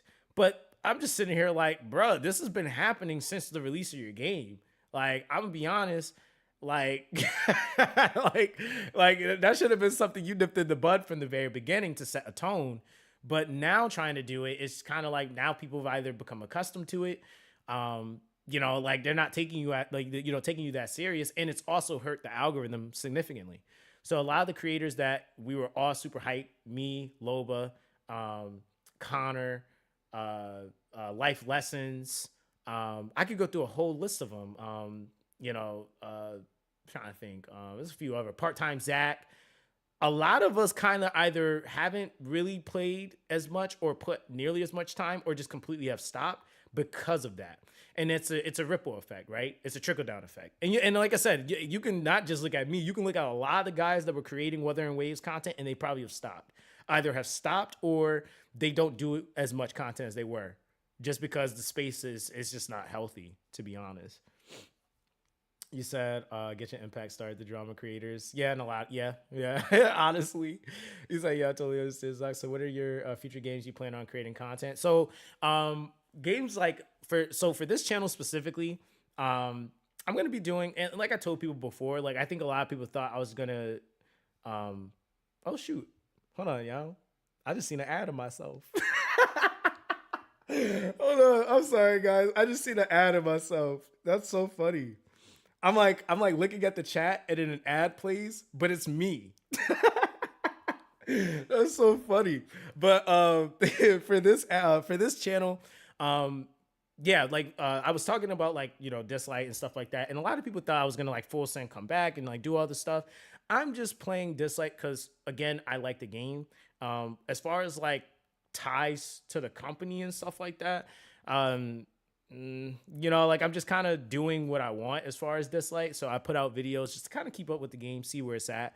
I still like to keep up with things just so, again, if people that did watch me for Dislight, they're like poking their heads in on the channel and they want to know like what's going on, I'm still making something at least on that. So yeah, there's like Dislight content's not going to be like every single day like it was before. But as far as like what I'm integrating and going into now, like Etheria Restart, obviously I'm doing a lot of work for that. So obviously gonna be playing the game. We're doing all the beta tests. I'm helping develop the wiki. I'm helping develop the Discord. Like, you know, I'm doing so much stuff. And a lot of people don't realize like this is what I normally do. I did this with Dislight, right? Like I did all this. I helped create the creator program for Dislight. I like there was so much stuff I did for Dislight, right? So this is just what I like to do. You know, even down to localization, LQ&A, all that stuff. I'm doing that with Etheria right now. I'm working with obviously Godforge, so that's a whole separate channel. And that's under Zox Godforge. The original channel I got right now, Path to Nowhere, really, really good tower defense game. Covering that, we're doing second Annie stuff, so I'm probably gonna be streaming that either today or tomorrow. And then what else is going on? I'm gonna be doing Fellow Moon on that channel too. So ultimately, like all my channels are kind of turning into like turn-based, like turn-based channels essentially, because those are just the types of games I just like tend to enjoy the most. So yeah, those are like kind of the games I have on the scope. Another one I'm looking at right now is King Arthur's Legends Rise, but that's going to be having a soft launch in Canada first, and then they're going to be going global. So some people are probably gonna hop on the Canada version and then maybe transition over, or they'll just stay on Canada. So I'll probably be hopping on that and playing that. There's another game I'm actually testing right now. It's called Silver and Moon.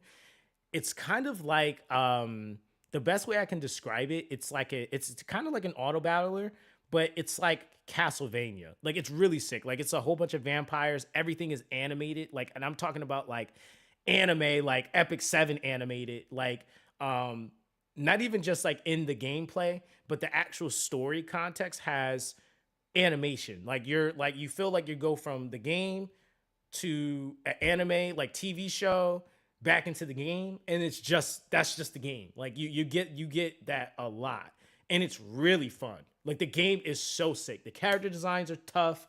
It's really good. You say you tried Silver and Moon is good. Yeah, Silver and Moon or Silver and Blood or Blood. Yeah, is it Blood and Silver? Silver and Blood. It's one of those. But yeah, it's really good. It's really, really freaking good. So I'm probably gonna have a video. Like I said, if you guys aren't on this channel, the other channel is just called Zoxaskun. I definitely say make sure you're on that one because I post a lot of the games I'm talking about. If it's not on this one, it's on the other one, right? So yeah, those are like some of the games I'm kind of looking at. And then yeah, I'm like, I think for me personally, like I'm kind of staying away from some of the bigger games, and not really bigger games, but games that just require a lot of manual time. So I know like there's like the Azure Premilia. I know a lot of people are extremely hype about that. But if I'm being honest, you really only can play realistically, if you want to be efficient at it, you can only really play one or two of the open world games on mobile, right? Like you can only really play Zenless and something else. You can only really play Weather and Waves and something else. Like as far as open world, people that they're juggling 3 and 4 open world games, that's insane. Like That's so much time, bro. Like, there's no way. There is no way you have a life if you are playing that many. And even if you get to endgame, anytime there's an update, which they're usually all around relatively the same time, like bro, you're just like, it's just so much to do. So I feel like for open world games, it's not that I don't want to play them, it's just that they require too much time. Like if I want to play, like with Etheria Restart's going to be its game, but I can put Etheria to the side, and that's for me is like what I really want to bring to you guys is I really want to bring more games that kind of still allow you to do other things. Like if you want to play your other games, you can, or if you want to go do something else, like you can put Etheria to the side in auto battle, for example, right? Same thing with Dislike. You can put it to the side and it'll climb 20, or not even climb 20. You can put it on just continuous battle and it'll climb a whole tower for you now, right? And it's like, okay, you know, like that is just convenient to people's time. So I just feel like a lot of the games that are like open world based, they're definitely time consuming. So for me as a content creator doing all the stuff I'm doing, I have to make sure the games I'm playing also don't take up too much of that time so that I can still continue to make the content I want. Cause like even with Weather and Waves, I felt like I was putting in easy like 8 to 12 hours minimum. Like that was like a day just on that one game. You know, and so I could only imagine for the dudes that play Weather and Waves, that play Genshin Impact, that's also playing Zenless Zone Zero, that's also playing HSR. That's like, because like that's a lot. You said I agree. You said I like stuff that has auto battles. Yeah, auto battle stuff is always good. I like, my thing is that I like the experience of first time clears. I truly believe like, yes, let me have to do it manual or do it the first time, and that's fine. I'm cool with that. But when you start talking about like, I gotta farm this dungeon manually all the time, probably not. And then you're talking about like in most games, like if you think about like an E7 or you think about, you know, a Summoner's War, or you think about most games that have gear dungeons, you're farming the same gear dungeon for like the next year to 2 years minimum. Like before you can fully say, oh, I'm done with this dungeon, I don't really need to do this dungeon, like it's like a year or two you're in that dungeon. And I mean, Dislikes the same thing. I farmed 2 years, really 3. I think honestly up until like more recently I just stopped doing chronos because I don't have to anymore. But like you're like literally farming that dungeon forever. So if I had to do that all manual, probably not. Like nope. Not at all. You say you play Watcher of Realms as well. Dude, I would love to play Watcher of Realms. The reason why I can't play Watcher of Realms because it's 2 tedious things put together. It's a gear system with tower defense. That's why I like Path to Nowhere a little bit more. Not that I don't like Watcher of Realms. I actually really like Watcher of Realms a lot.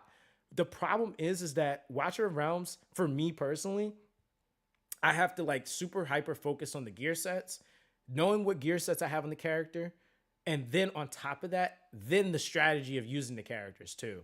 Whereas like Path to Nowhere kind of simplifies it. You have gear sets, but they're not doing anything to the point where like you have to really stat check your character and all that stuff. It's like they call them crime brands essentially. So the crime brands essentially have like the ability to give you extra perks to your character, but overall the basis of your character is primarily coming from like the character themselves. So what they specifically do, and then the level they're at, right? Like, so if they have their passes unlocked, like certain things like that, like it's simplified so you can still have the and play into the strategy, but you don't have to over, like I say, fixate on gear sets.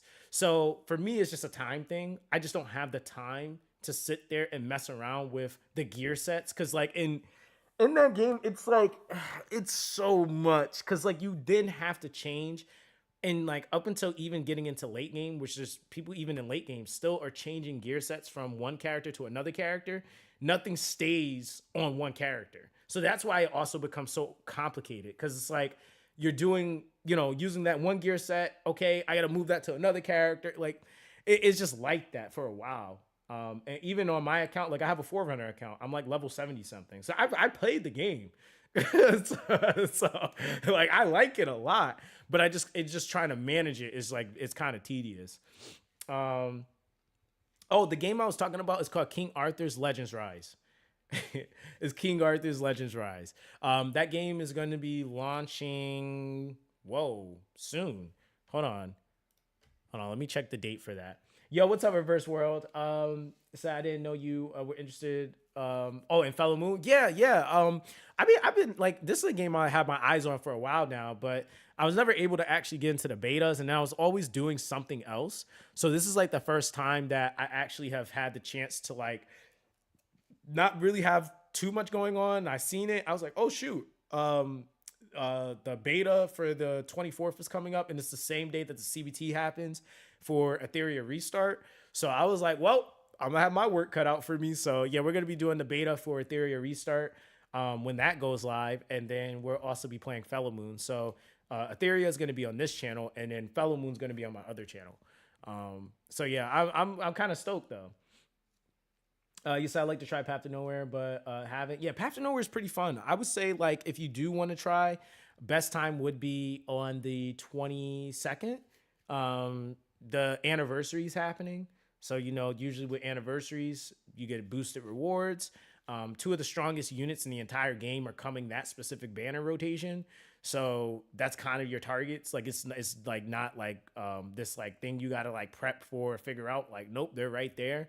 And they have like magic. So as you're familiar with like, Watchers, like there's magic physical units. One of the strongest physical units is coming in the game, or the like new strongest physical units coming in the game, and the strongest one of the strongest magical units is rotating back on banner, and they're both limited units. So yeah, I would say if you're gonna try it, give it a try then for sure. And I'll be streaming it on the 22nd too. So yeah, Fellow Moon. Yeah, we'll be trying that. So yeah, I'm kind of busy. Like I'm low key busy, but yeah, it just is what it is at this point. But so yeah, I think like those are primarily the games that I'm kind of like planning on covering for the most part. There's not anything I'm really looking at outside of like I said, like kind of already mapped out what I want to do. I think like one of the really big releases for me, at least in my head, is gonna be whatchamacallit, Godforge for sure. Godforge is gonna be pretty massive. I feel like that game is gonna be pretty sick. You said, was there any changes to Path to Nowhere? Yeah, I did a whole video on it. But to kind of simplify what they've changed, stamina has been increased like a crazy amount. Like stamina is nuts now. Because they did the reserve tank. Like most games are kind of moving to that.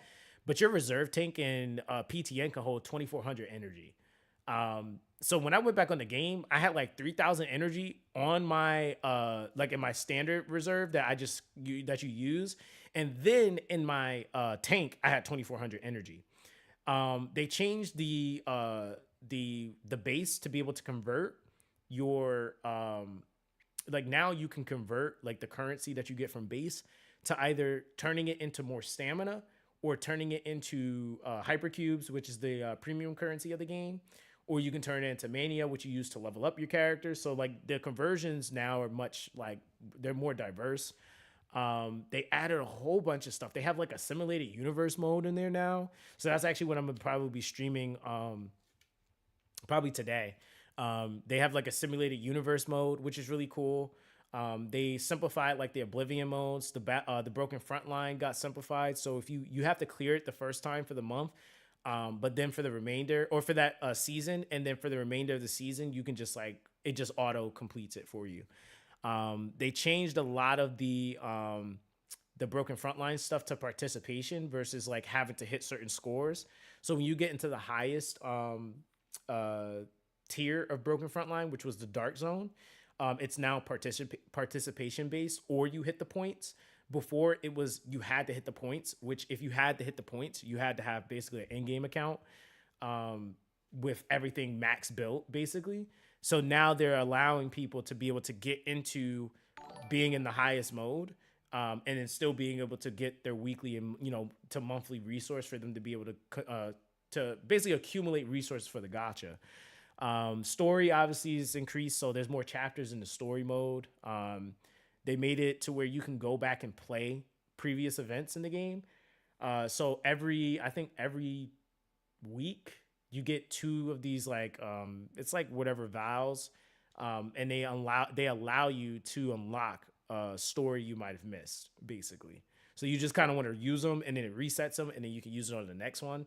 And then if you did the event before, it gives you all the resources from the event, and that's that, right? Like, and then it has its own milestone for like basically reran stories, and as you complete those, you get a whole extra set of rewards. So like it's like mad stuff. Like it's mad stuff. Wait, you said, yo, what's up, Bio? You said, wait, is this game actually called CBT? No, this is Etheria Restart. It's CBT 3 CN exclusive RTA. Wait, did I not put Etheria Restart on there? Am I bugging? Did I not put that in the title? Was it just called CBT this whole time? No, I put Etheria Restart at the end. Yeah, it's CBT 3. So they had the live stream today for Etheria. I was like, wait, what? I was like, no way I didn't put Etheria Restart at the end. It was like, yeah, they had the CBT for Etheria today. So I'm probably gonna make a follow-up video just for those that missed it. They showed a couple of different things. The character skins, like the main protagonist has like outfits you can change. They obviously add a whole bunch of new characters, a ton of new bosses. They kind of showed the RTA mode, which is funny to me because the RTA mode is gonna be it's gonna be band pick and bronze, which is so funny to me because like most games they usually don't like put you in a band pick until like you're a little bit higher, but they said F that. You running these hands for real and in bronze, so there's that. They're gonna have different PvPs. So one's gonna be dupe reliant, and whatchamacallit, the other one is going to be what's it called? It's gonna be just kind of like regular, right? So, or well, one's not gonna be dupe reliant, and then the other one's gonna be regular, right? It's like picking bands are gonna overwhelm all the bronzies. Well, see, that's the thing. They said they were gonna make sure, because that's what they were mentioning in the videos, that the matchmaking was gonna be like according to those that are actually in bronze. Like you're not gonna be in bronze and then matchmake with somebody in like platinum. Like, because that's kind of the thing that gets screwy in a lot of games, and why I feel like band pick is kind of terrible in bronze. I think it is good though to get them used to it, because they are trying to make this a PvP focused game. So I don't think that you want to have players necessarily shy away from it, but they have Classic Arena for that reason. Like, do Classic Arena, you can kind of get a better idea of like strats and comps, but I do feel like if you're going to have that RTA, like make it competitive across the board, right? And then because of how they're doing it, it's like, especially if you're doing the mode that's not factoring in dupes, and it's just primarily based off of strat, what pets you have and what units you're using, I feel like that's pretty level, like playing field. Like at that point, it kind of gets people accustomed to it, and it's like, okay, this is how this works. And then as you get higher, you're not really shifting, because I feel like that's kind of what happened like in Dislight. Like when you do RTA, you start out with what is it? It's no band pick. So like, I'm not gonna lie, like I straight up auto like basically almost all the way up until band pick, which I think is like up until like, what is that? Is that platinum? Right? I think it's like platinum or something like that. So at that point, then I actually have to try, because it's like, I think the other thing they're trying to prevent is just people using the same comps all over the place. And I think that's why they tried to add so many more characters to the game too, because that's another thing I've noticed that'll happen with a lot of games like this. Like that happened for almost all of the beginning of RTA. Like you just basically have the same units being used in meta. Like that was it. Like nobody was picking anything else. Like if I was using a team with T, the other person picked T. Like that was like another thing. And that's why I kind of like how E7 does theirs, where like if you pick a character, that other person shouldn't be able to pick it. But that also kind of goes into like having units accessible. So I'm hoping that this game does have a lot of units in it, because then that's really going to create a really solid, like, if they were able to execute something that like where E7 is now, but they do it in the release, they're going to be good, honestly. Because like RTA, I'm not going to lie, on E7 is really fun now, right? But I'm like, if they would have been like that on the release, E7 would be massive. Like, it would be massive. He said, not gonna lie, RTA without bans and with dupes allowed and dislike was boring as fuck. Yo, I mean, that's the thing, because it even, and I even said that earlier in the stream, is that like it's not debatable that like you can't really beat certain people if they have more dupes to you. I don't care what your rival runes look like. Dupes completely change the unit. Like, think about Meta Ling, for example. Do you really think somebody's really going to do well against an R6 Meta Ling, and you have, like, say, a R0 or even an R1?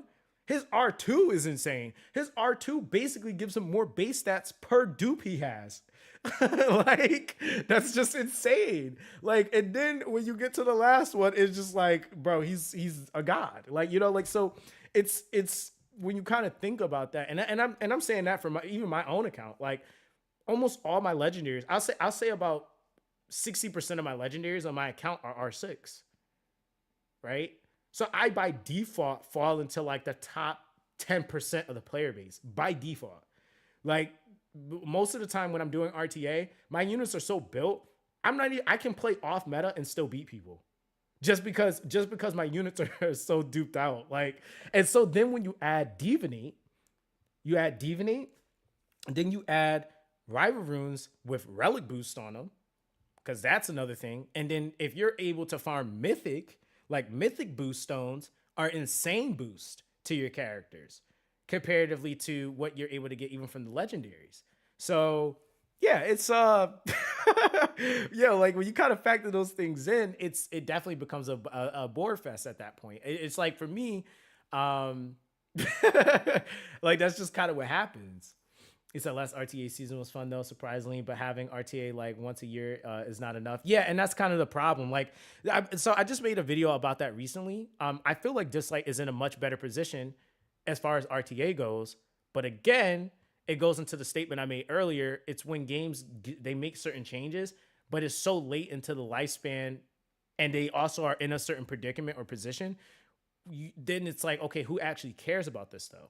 Like, when you realistically think about it, like, Dislike isn't growing on YouTube, for example. Like, it's not growing as far as the overall player base, right? Even with all the changes, like, there's a lot of amazing changes they've made to the gacha, to the meta, to, like, there's a lot of good changes that they've made to the game. But again, when you don't approach and take your game and treat your game a certain way, it has a long-term negative impact, right? And then you factor in lack of marketing, because that's the other issue. Dislike does not get promoted like that anymore. So that's another thing. And so it's like, I could even argue, like, for example, Raid Shadow Legends is an extremely predatory pay-to-win game, but what they do all the time is they market their game. So even with the game being like that, they still have a ton of players, because they're just always paying. They're putting millions into marketing on Raid Shadow Legends. And even I would say, like, it's like that game is as predatory as you allow it to be. Like, if you just play it and you enjoy it for what it is, then it's fine. But yeah, I mean, like, that's just how it kind of is. He said there's so much rock, paper, scissors right now. Actually balance. Other gotchas can learn from it. For real. Yeah, like I said, I feel like again, right now, Dislike does have a really balanced PvP. They do. Right, for like, especially like going into an RTA, the problem is that they don't run RTA enough, so you kind of don't get that. You really don't get the sense of that community building. Like that's how, like, the communities develop for Summoner's War. That's how the communities develop for E7.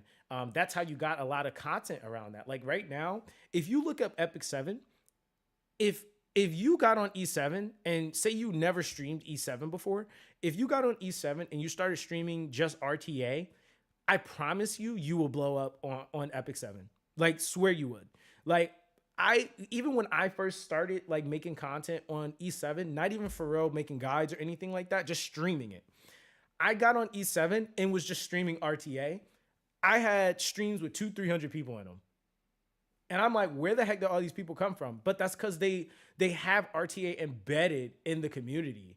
So people enjoy going to watch people do RTA and learning for the first time or climbing the ladder. And like it's entertaining, you know? And it's like they don't really invest in that. And that's why, like I said, like people, they'll get mad.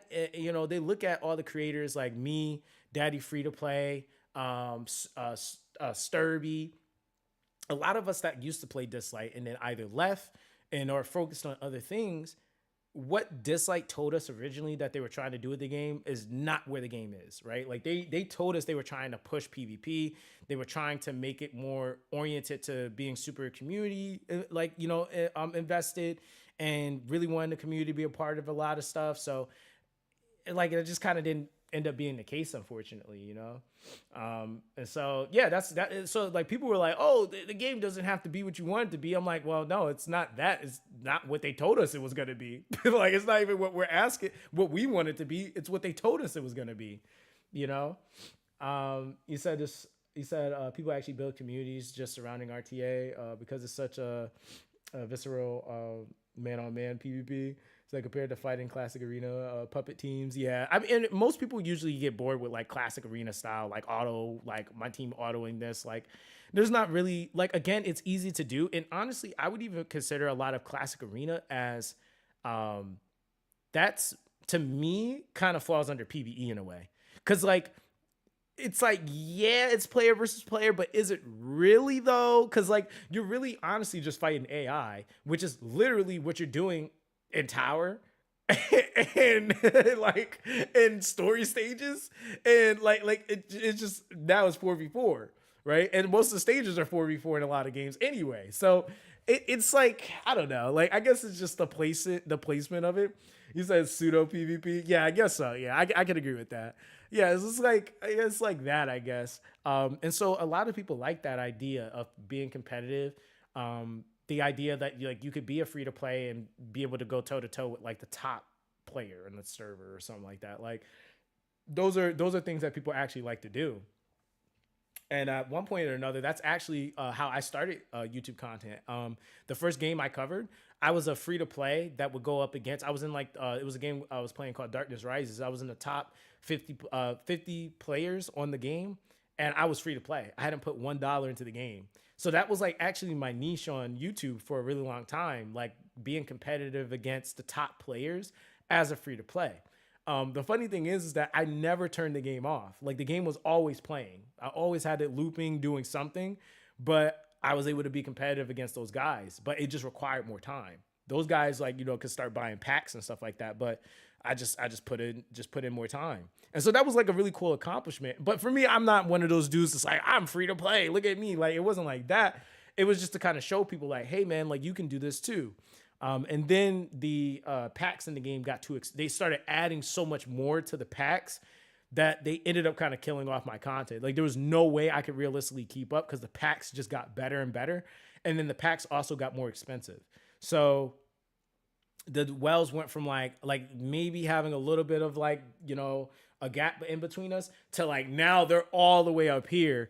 And over time of them being up here, they just keep creating a bigger gap. So it just became impossible for me to keep up with it.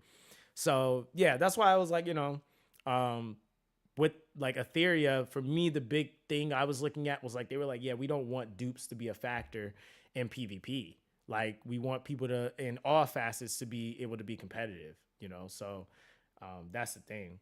So it's kind of the same in Ray right now. Was doable with free to play, no lifing, to be top rank until they added souls and mythics and whatnot. Yeah, 1000%. I mean, so that was a topic of conversation. I've actually been playing Raid quite a bit recently, but the main reason why I'm playing it is because for me, I'm not one of those individuals that like to go off of other people's bias. I like to formulate my own opinion of something. So I'm playing it just to kind of see, right? And I've been playing it for a few months actually now.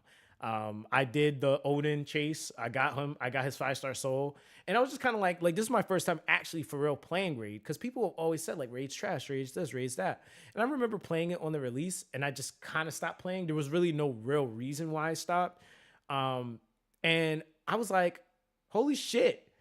This is a grind, bro. Like you literally can't do certain things in raid unless like you either extreme super save or you're spending, right? And the game is definitely doable free to play. You can play it free to play, but you have to wait.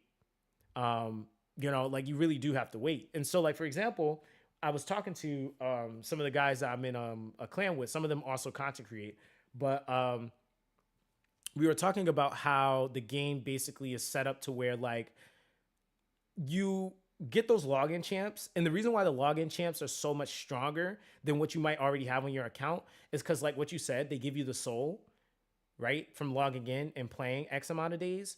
So like people were trying, like starting the game out, they're trying to build a clan boss team. And Loki, for example, is a whole PvP unit. Like he's an entire PvP unit. But he's so much stronger because of the soul that people are building him on their clan boss team. And he's performing better than units that are actually for clan boss. And it's like, that kind of gives you like that perspective, and it shows you firsthand, like, what the heck? Like, this is actually, I was even watching a video, Hell Hades was talking about it. He was like, basically being able, like, +4ing your character versus having a 5 to 6 star soul. He's like, you get so much more value from a soul. And he was showing it. And I was just like, yo, the amount of stat you get from a soul versus just plussing your character, which is like 4 dupes of the same character, which is insane in raid. Like, that's like, it's insane how much more value you get from souls. And then if you have a mythic and then you get the soul for the mythic, oh, you break the game basically. Like, it's like, it's just like insanity. You said raised gameplay could pull you in, and if you're invested, there's always something to progress in. But man, it's like treading in quicksand. Yeah, I mean that's why I said I feel like Godforge is going to do so well, because I think that there's a need, and they're going to be able to fill it. And the only reason why I feel like they can fill it is because it's not another company of just developers coming in. It's a company of players and gamers, right? YouTubers coming in that understand the need for that community, and they're gonna fill it. Like, so it's completely different. Like I've seen a lot of people that was like, oh, Simon's gonna fail, this is gonna happen. I'm like, bro, no, he's not. Like the dude has too much going for what he's doing, and he understands what's happening. Like, he understands there's a deficit in raid, and in a lot of gacha games where players are they're not getting treated a certain way, and they're not getting the quality of game that they should be getting. So I think even recent, like the recent stuff that's been going on with raid has been kind of a testament of that, right? Like, they made all the changes to Hydra, and they just went and nerfed certain units, and it was the Tundra and the Wixwell and stuff like that. And it kind of was like, we don't care, you got to deal with it, like that to me, again, Dislike did that for 2 years, right? Like, Dislike was doing that too. And so when players get treated like that, and you can see that across the board, people aren't enjoying themselves, people are leaving. Like, that's what happens. Like that's why I feel like the best thing a company can do, or where really it kind of goes back to who the player puts their time or invests their time into. Like, you guys got to start investing time into games and companies that actually genuinely care. Like, outside of obviously liking the game they're making, but it's like almost kind of like setting yourself up for failure every single time when you jump into something, and then like that's just like, it's just like, well, I don't know, like, it's just like, it doesn't really do much, because again, like, the companies have their own agendas. You said Godforge could be interesting. Might look a bit shallow for now, but who knows? Well, see, that's the thing, Bio. They're in a pre-alpha. Like, I don't think people understand, like, there's pre-alpha, alpha, there's CBT, there's OBT, then OB. It's in the first phase. Like, it's in the first phase. And since I've even been playing it, they're shifting into alpha now, which I don't think people remember how Raid looked in betas and also on its release. And even now, you can look in the game and look at year 1 characters, and they look terrible compared to and even bosses, I would argue. They look bad compared to the newer stuff. Summoners War is the same way. You look at year one stuff, year one characters look terrible. And that's why they had to add the Awaken. Like they added the Awaken to the 3-star characters because they look terrible year one. So that was a way for them to enhance them without having to go back and revamp and fix up the original ones. So Godforge is like, it's going to develop over time, but that's kind of what you get to see. I think that that's the experience that they're giving to players that want to be a part of the game, is seeing the game, seeing the game evolve over time. A lot of the times we only see games when they're finished. Whereas like for me, for example, like I seen this like from the very beginning in early access to now, and seeing characters change and evolve and stuff like that. That was like the coolest thing to me personally. Like that was just so cool to see characters go from like, for example, the one thing that all day one players from early access can talk about that no one else can talk about that's coming in new is Sun Wukong used to be a girl. like that to me is always going to be the funniest thing. Like that was like a whole entire thing. Sun Wukong used to be a girl, and it was Tang Mei, and then it became Tang Xuan, and so like that was an entire thing, and that's like kind of like a meme within the community, right? So yeah, a lot of people don't know that. Like Sun Wukong was developed as a girl initially. And they had to change him to a boy because China didn't want Wukong being depicted as a female in their game. So they had to change it, or it was going to prevent them from being able to release the game. So yeah, that was like a whole thing, dude. Like that was a whole thing. So that was like something that like us day one players would we laugh and talk about or meme, because honestly, when he was a girl, he looked better. He actually was like, he was intended to be a girl. He looked better as a character. So yeah, like we've seen that type of stuff happen, which is just kind of like what comes with games when you're able to see that process. So the same thing is going to happen with Godforge. You're going to see, characters that like you might have seen in the pre-alpha, and then you might see them come beta, and they might just decide, we don't even want that character to look like that anymore. And now the character looks completely different. It happened with Etheria Restart.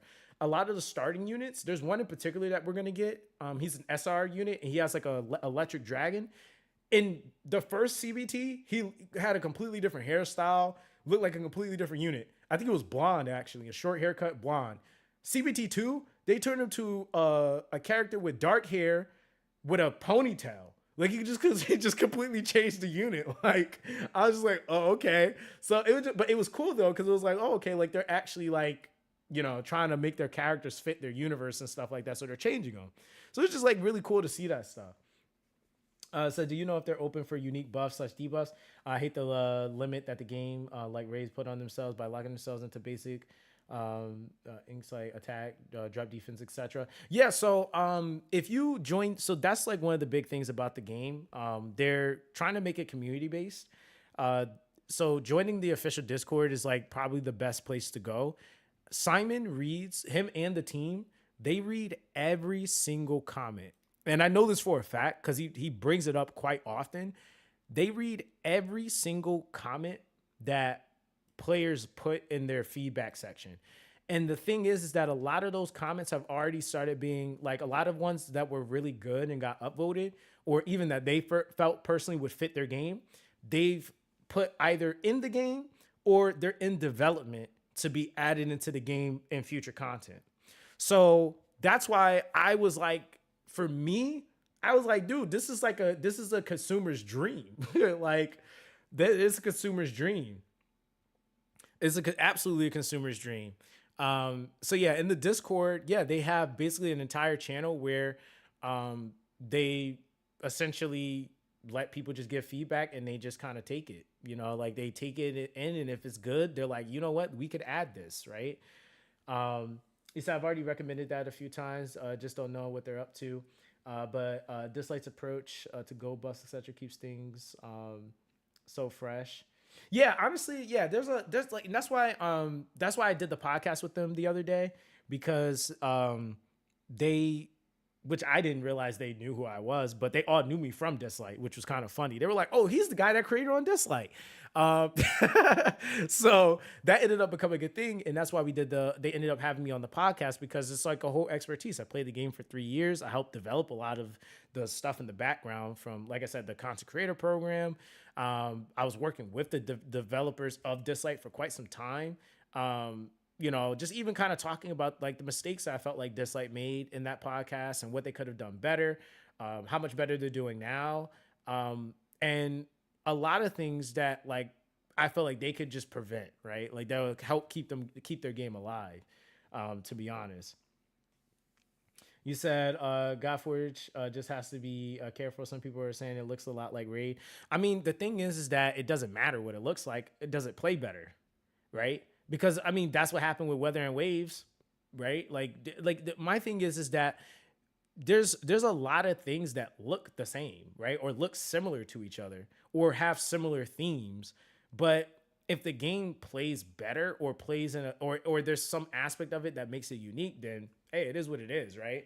Because at the end of the day, you could say game looks like Raid, but let that game be more free to play friendly than Raid. Let the spenders feel like they're getting more value than Raid. That's gonna make us shift. And the thing is that I don't think the goal is never to kill a game off. It's to make the game do better, right? So I'm hoping with Godforge, what Godforge does is it makes Raid feel like they actually have to do better. They have to adjust price points of, like, I'm not paying $25 for a Sacred Shard. That's insane. Like, think about that. A Sacred Shard, right? That's like, so like in any other game, you could probably pay $25 and get like 2 or 3 multis, you know, like 2 or 3 multis. Like honestly, you can get like 2 or 3 multis for $25. Nope, not in Raid. You get 100K gold and like 1 Sacred Shard, right? And it's like, damn, like it's like, okay, like I get the rates and stuff, but damn, like I don't feel like I'm really getting much there. And a lot of people will tell you like they don't buy Sacred Shards because they're just too expensive. You know, it just is what it is. So so like that's why for me it's like they don't really have to do much, really. Like you're going up against a game that it's a predominantly known spender game, but you have to give people a reason to want to play your game over the other one. So adding unique things to your game, despite what it looks like, you can still have unique characters, even if the characters are somewhat, like as far as the style of characters somewhat similar. You can still have a similar style, but the game's characters still be different, right? Like I think that's something that's kind of like a thing that happens. It's like the style of HSR and Genshin Impact are similar, but they're still different characters. Granted, some are the same, like freaking Archeron and shit like that, but you said Raid Classic, lower power creep, no mythics, more free-to-play friendly, already more fun, I guess. Like, dude, no, seriously. That's what it is, man. That's literally what it is. So Raid is definitely not free-to-play friendly or even low spender friendly. Nah, it's not. It's like Ash Echoes looks good too. Yeah, Ash Echoes looks pretty unique. I'm not gonna lie. I seen some stuff on that. I might try it out though. As far as like trying to create content on it, I have to relax. I can't create content on everything, man. Like that's that's like one thing I'm starting to kind of understand. Like after doing this for now 8 years, yeah, man. Like I don't have the tenacity to create on everything like I used to. So yeah, like if I try something, and that's like really my thing is like if I try something and it's really fun and I really enjoy it, then I'm always down to make content on it full fledged. But yeah, outside of that, like I try to chill out and like know my limitations. You said covering everything, bro. Yo, it's like it's rough though, because like I'm not gonna lie, as a gamer, you like, and that's the thing, and that's why like for me, I'm really trying to make it to where I keep things about the gaming, man, because as a gamer, like I just feel like that's what it's like what being a gamer is about. Like you don't just like one game, you like tons of games. And that's why like when people will create that narrative like, oh, you have no life. And there's like, and I'm like, well, isn't that kind of something you could say for somebody that's like, that loves football and they know every single player in the football on each football team, and they got a fantasy football team that they play in and groups and that they play in, and then they're watching ESPN all the time and they're listening to like when you like something, you tend to want to do more of it. Like it's just weird when people try to label certain things as like either like a sickness or like you're obsessed with something. And I'm like, well, no, that's like, if you have a hobby or you like something a lot, you're just going to do more of it. Like, that's just what it is. You said, you still playing Astra? I'm going to play Astra, but not make content on it. I don't think I am. No, I don't think so. Cause for me personally, like, it's like they're going to do all this stuff for season 2, but like, is the game fundamentally changing? I don't think so necessarily. I don't think so. There was just too much stuff that for me that got added all at once. Like it was just so much. I was like, dude, like this is power creep after power creep after power creep. Like I was like, holy crap, dude. I'm like, I'm not keeping up with this. I'm just not. And so then the other thing is too, like Astra like completely cut communication with creators. Like they just like deleted the creator tab, and like they just, so I was like, I'm not going to be promoting your game. Not for free. Nope. I'm not doing that. So yeah, I just completely stopped playing it because they just, nah. Like I just didn't like how I went about that. It wasn't like hey guys, we're not doing it. Nope. They just deleted it. So I was like, all right, cool. So I think I actually deleted every Astra video off my channel. I'm not gonna lie.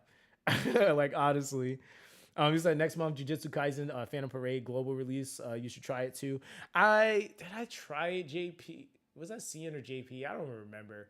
I'm probably gonna try it for global. I'll probably try it. I don't know how much I'm gonna like it, but I'll try it. He said understandable, bro. I'm petty. I was being a little petty. I'm not gonna lie, cause like bro, like I like the reason why I went that route though was because I kept asking them and messaging them about certain things. And I, like, for example, right? There was, and I can say this as far as main people making content on Astra. It was me, Scion Storm, and there was another channel I used to always see randomly, like Ty something gaming or something like that. We were the only 3 left. Like literally the only 3 left. And as far as people that were actually pulling in views, right? So I said to them, I was like, you guys need to do something to pull in more creators or like help us out. Cause like my thing is like, I'm not looking like ever for a company to just give me money to create on their game, but support me as a creator to help make content on your game. And for me, it was like, do I really want to put my own money into this game every update? Like, because the thing is like, it wasn't like, I don't mind putting my own money to my account, but then you're starting to talk about hitting astronomical numbers. For every new system they added to the game, it was the Halos, right? That was a whole system. Then it was the freaking weapon enhanced thing that like made your weapon look ugly. Like that they added that system. So I'm just sitting there like, okay, there's that. Then they added relic boosts, like relic forging. Then they like, I was just like, yo, like how much do you want me to put into this game on my own to continue to put out content for you? And so what ended up happening was, if I wanted to put out a guide for a character, which a lot of times you want to do full builds for a character, each video, the full build was increasing. So it went from just level 90ing the character, having a weapon on him, right?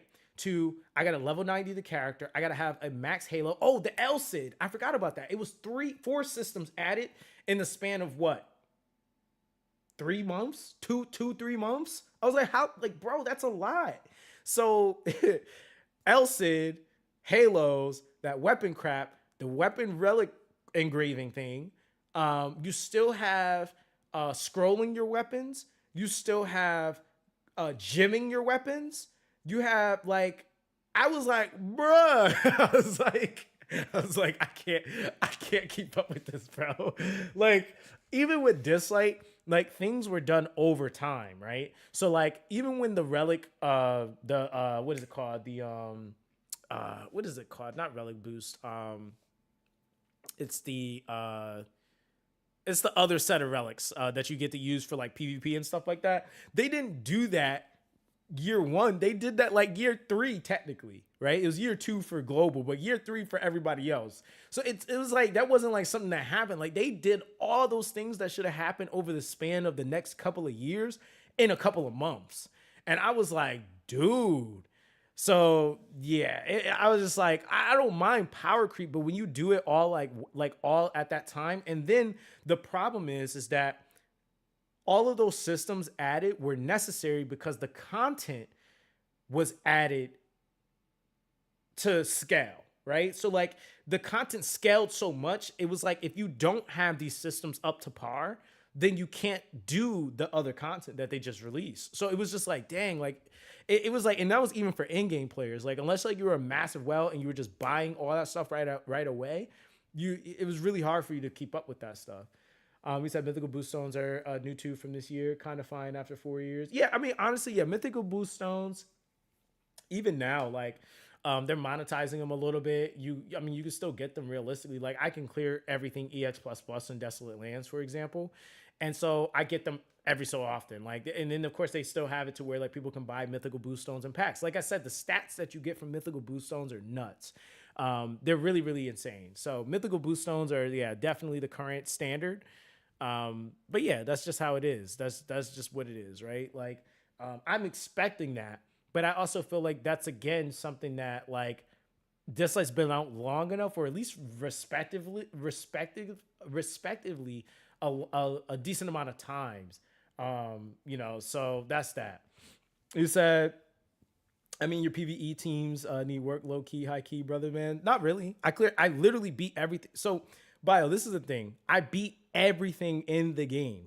There's not anything in the game I don't EX++. My thing is that if I'm then trying to be competitive on leaderboards, then yeah, sure, I need to tweak my teams. And that's being very min-maxy. Do I care to be min-maxy? Not really. Like, that's the thing. Like, I don't. Because the thing is that, like, I was one of the top players in the top 100 at one point. Like, that's my thing, right? Like that's what it is. He said, but the reward's a lot behind the good scores. That's what I'm saying, though. Like, when you think about that, right? Okay, think about this. The people that are hitting those numbers for the most part, and in those top percentiles, either have very specific units, which, for example, like right now, I'm down like a whole bunch of shimmers. So unless somebody just going to give me money to pull shimmers, then, hey, it is what it is. They have tons of dupes, right? Because even certain units can't perform a certain way until they have a certain amount of dupes. It just is what it is. So it just is what it is.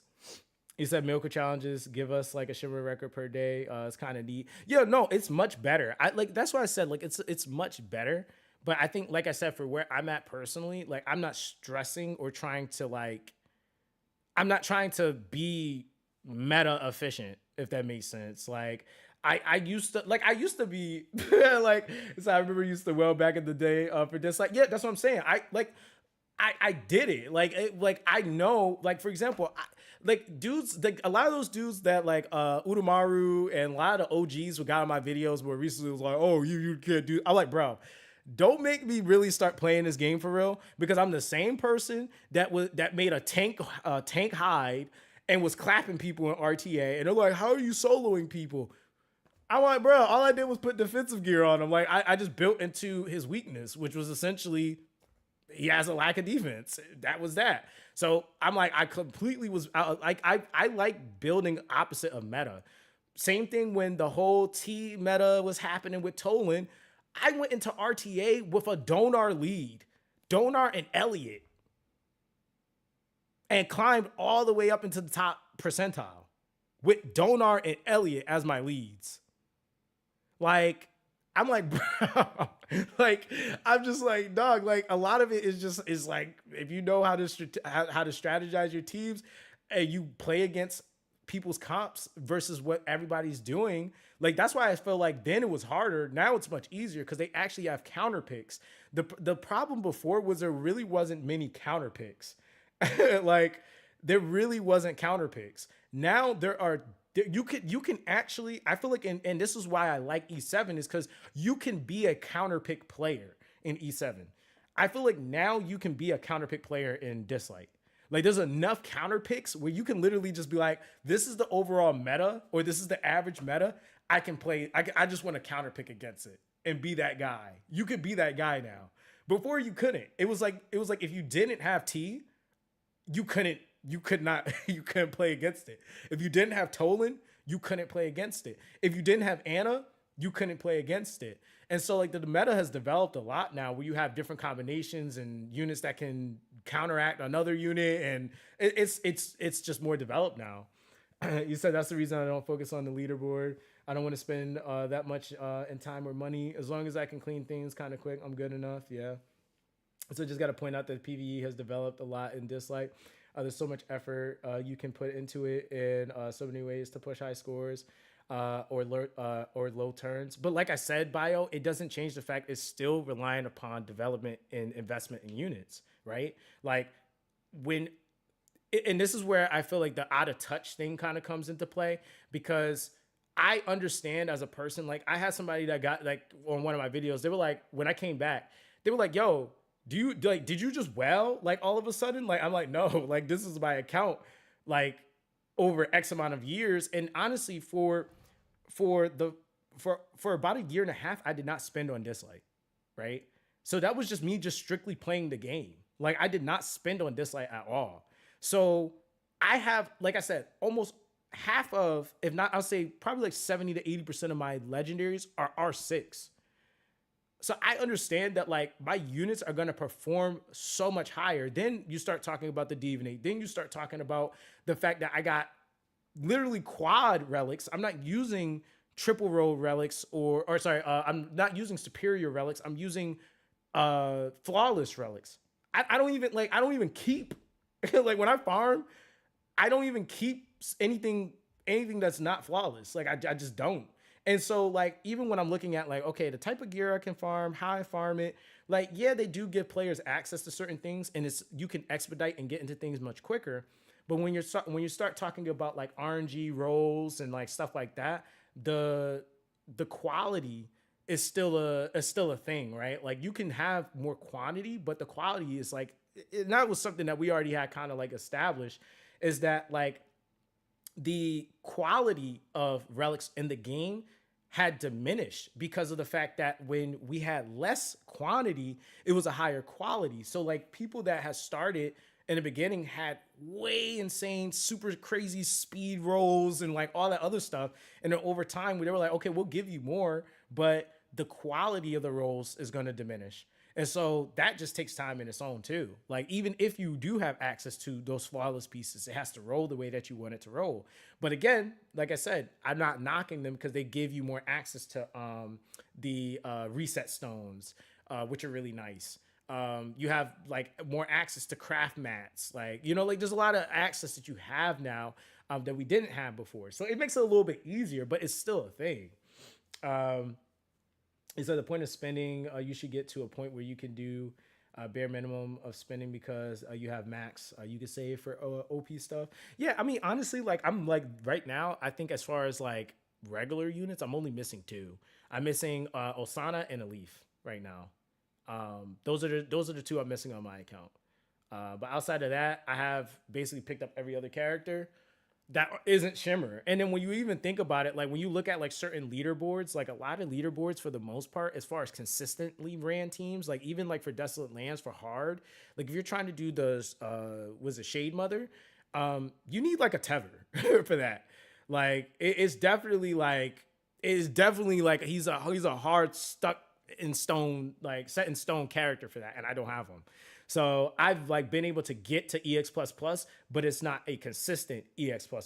And that's with good gear, with divinates on the characters and all that stuff that I'm currently using. You said there's been some all right catch-up mechanics gear-wise, like the event memory rift dropping level 60 gear without needing stam.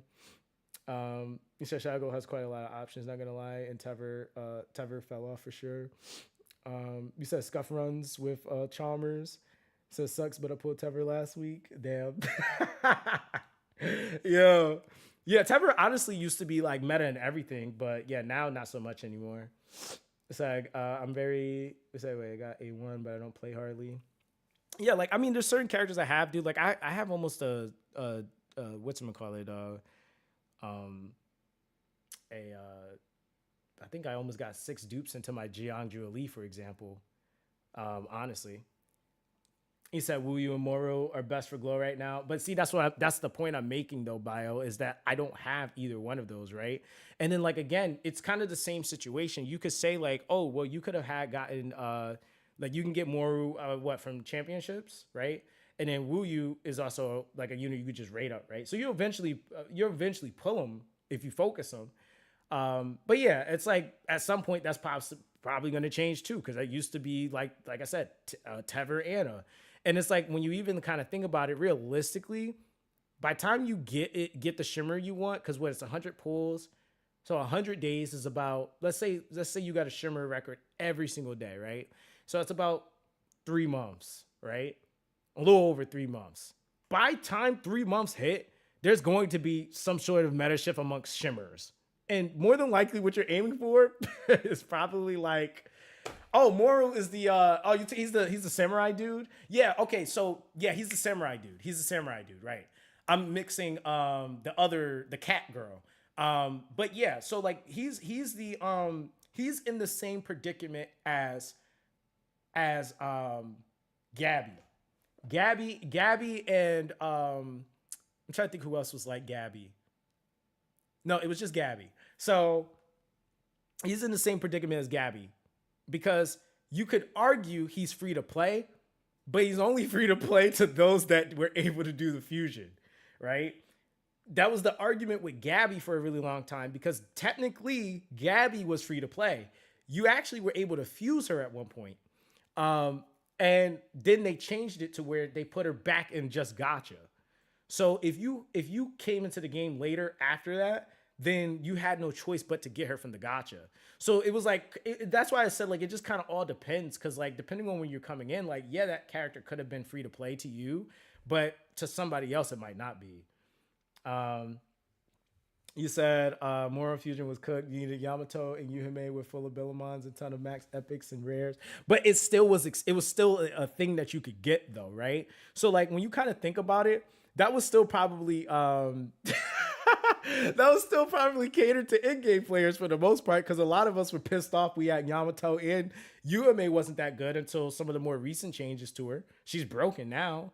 But yeah, like that was definitely like, because people were probably like, damn, like we really did just give them these useless units.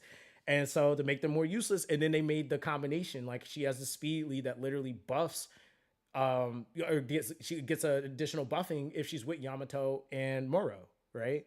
So like like that's just kind of like it's like always a strategic play for them when they do those types of things. It was for a reason. And that's what I've always said, is like anytime Dislike does something, is always with a reason, and there's always some sort of monetization packaged into it somehow. It says sorry for Dislike talking the Etheria stream. No, it's all good, because we already looked at the Etheria stuff, so it's all good. You're good. And we were talking about other games too, so it's not like this is just like, oh, Dislike, you know. Yeah, it's like yeah, it's how it is, man. But yeah, I mean, like that's why I said for me, like I know, like if I really wanted to get back into the game, if I really wanted to, I could. But I just have I just want to put my time into other stuff. Like I said, for me, I'm gonna keep up with Dislike, but I'm not gonna be like trying to do all the top stuff and like I was before, because all my time is going more into doing like Etheria content, working on my other channels. I'm working with, like I said, Godforge, stuff like that. So yeah, I'm just kind of excited to be starting something new. You know, I'm really like trying to work on a lot of collaboration oriented stuff too. You said low-key, if you don't spend on your season 2 account, there's no way to catch up to top 1% leaderboards right now. Oh yeah, I know that. I knew that 1,000%. As soon as I got on, lack of units is number one, right? Like, so I knew, like, cause like yeah, lack of units is definitely that's definitely my issue on my main account. Because my season 1 account, where am I at? I'm in the top 10%, somewhere around there. When I started like actually pushing stuff and doing stuff, I'm in like the top 10% somewhere around there. I like kind of fluctuate because then I'll get on and like pushes my ass to like 17 or some shit like that. But yeah, I'm like somewhere around there roughly. But my bottleneck as far as me being able to push higher, I don't have the proper counters to go up against the Wuyu Sakura teams. Now it's the freaking Zaha team comps mixed in with Sakura and fucking like it's like it's like now point where it's getting like kind of ridiculous for me too. And whatchamacallit, freaking knockout and beep out is just done. I can't climb that really much anymore. So just where meta is vastly different between servers. So a lot of guides YouTubers with because they're for season 2, not season 7. Oh, server 7. Yeah. So I made an account for server 7 though. Server 7 is like, which I haven't gotten too deep into the metas, but server 7 doesn't have a whole bunch of what like server 1 does, like or really I'll say like honor server, right? Because again, not everybody is like on the game on that server with the Wuyu Sakura comps. Like you don't see a lot of that. What you're seeing is a lot of like, it'll be like the Wukong with a with like a random Raven and like it kind of reminds me of like early just people just slapping whatever the strongest stuff they had together. And I'm even seeing like some of the old school stuff like the Long Neon like lead with Parmy like lead comps because that's what people have. And realistically for early PvP, those comps still work. Like you can still do stuff with the Pritzker lockdown. Like it's kind of funny to see, but yeah, it's definitely different. It's definitely way different. So I think like definitely for sure now, like just starting to kind of pick up on what we're doing, but these I may also see server 5 and 6 to see how different it is. Kind of wild differences. Also much easier to score in like the top 50 on leaderboards. Yeah, 1000%. Like it's nuts because even like so I did the beginners video not too long ago for and this time I'm running Sakura as my Wishstone choice. In the last series I did Function. And it was funny because I was just like, damn, like this is crazy, like how different the game is, because starting the game fresh, like early Dislike till now, it's like, yo, you can actually, within your first week, you can already be basically farming. Like if you make certain proper choices or if you do reroll, you can be farming like damn near Ritual Miracle 16s in your first week. Like if not in a few days, if you speed run and you just know what to do.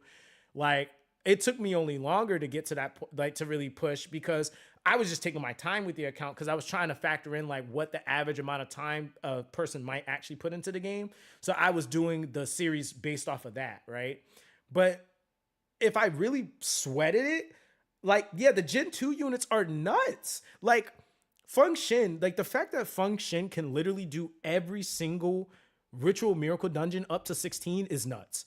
The fact that Sakura can do it and she's a tank is nuts. Like those units literally enable your team to the point where like Sakura makes it to where you get hit, you restore HP, and you just don't die. Like, and it's also not even when like you're getting hit, but it's like it's just so insane. Like that one character can literally at level 50 with no skill ups, like with trash gear, could boost your entire like rank or entire levels on Ritual Miracle.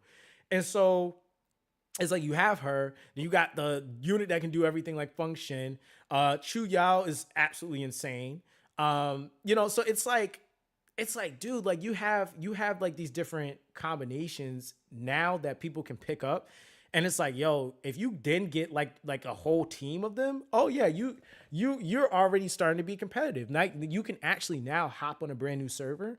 And if you make the right picks or get the right stuff, luckily, you're on top of the leaderboard. Like it's that simple now. And then with the gear, like when the first event rolls around and you're able to farm the events now are god tier. Like honestly, like this like definitely has some of the best event structure, like period. Like they're really good. No stamina gear. So I'm like looking at it, like I was even at Ritual Miracle, I think it was like 10 or 11 or 12, somewhere around there. And you're able to start getting the gear from the damn event. And it's not like, oh, here's one custom piece. It's like, no, here's a lot of gear. It's a lot of gear. Like you basically now have enough to probably like within a day or two of just doing the event to gear out your initial starting team. Like that's kind of insane. Sudre and Sloan are bricked the entire PvE DPS tier. They're so unreal. Hope they get a rerun ASAP. Yeah, I have Sudre. I have 2 dupes into Sudre. Sloan.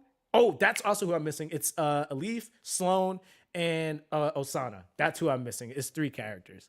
And then ironically, I'm also missing Fumitsuki, but I like skipped her intentionally because I just didn't want her. But yeah, like Sudre is nuts anyway, and Sudre at R6 is just I don't know what they're like. Some of these units, I'm just like, yo, this is why I was like, you know, for me, it kind of takes away from the strat in a way when like you just have so much like dupes making units so ridiculous. It's like, yo, like units literally are night and day with dupes, right? Like that's why I said even when they add the deviates or you know you can factor in mythic boosts, like bro, those dupes, the dupes literally are game breaking for a lot of units. And the crazy thing is like even like with Meta Laling, like I know it's, oh, he's trash. I'm like, bro, wait till people really start getting a feel for him. Once they start like getting their dupes up on him, oh, it's over. It's over. That dude's gonna scale. He's gonna be one of the highest scaling units in the entire game. And it's like, and that's probably pushing into a whole nother generation now. Because I don't think Meta Laling is gonna be considered Gen 2. I don't think so. Because even the rezos he has, there's no character in the entire game with those types of rezos. And I'm only going to assume the only characters that are going to come in like that are going to be the characters that are also like him. So again, nobody has an R2 where for every dupe you have, you get this crazy stat boost. Like nobody has that. Like at an R2 too. And I think even his R1, I think is not even a final damage increase. It's like something. Yeah, Jin Cho is still pretty good. Yeah. Hold on, let me see. Cause I know his first dupe, maybe. I was like looking at his first couple of dupes and I'm like, yo, this is nuts. And see, even Jin Cho has a counter. Isn't his counter now what's his name? He has the flying sword. Goddamn, why is his name not on my brain right now? Like I can see the character, but I can't think of the character's name. Hold on. I'm gonna find the character's name. Or find the character. The character is, holy crap. Is he all the way back here? Amir. There we go. Amir. Amir, yeah. Amir is nuts. Amir is just nuts, period, though. Amir counters GQ, but also Sudre and are his nemesis. Yeah. Momo also. Yeah, so I think, what is it? Yeah, Meta Laling's first dupe. Hold on. Like, because this is, I think, pushing into Gen 3, bro. I'm not going to lie. So I think, like, there's, like, a subtle power creep happening right now. But, like, yeah, actually, no, it's not even his R2. It's his first dupe. It's base attack, base defense, and base HP plus 50%. Buff increases by 5% with each resonance phase that non-Meta Laling has activated. Like, bruh, like that being his R1 is crazy. Like that to me that's so much more valuable than a damn 10% damage increase. Like you get a 15% boost, and then for each rezo you have, you get an extra 5% to all those stats. That's like insane. So that's like 5, 10, 15, 20. That's an extra 25% he's gonna have. And that's not including the fact that Sheesh. Yeah. So then you have 15 at R3. R4 is an extra 20. So yeah, that's kind of nuts. You said his base as a Loki trash without him at R1 though, a super low base attack. But that's why they did it, because but see, that's okay, because what essentially is going to happen is with investment, which they're probably going to run him at some point another way, right? Either Celestial Anomaly again or some other way for people to be able to get him. He might go into championship or something like that. That's fine, because they want it to be a progressive buildup, because at the end of the investment, he's going to be broken. Like he's gonna be broken for a person. So it's like, okay.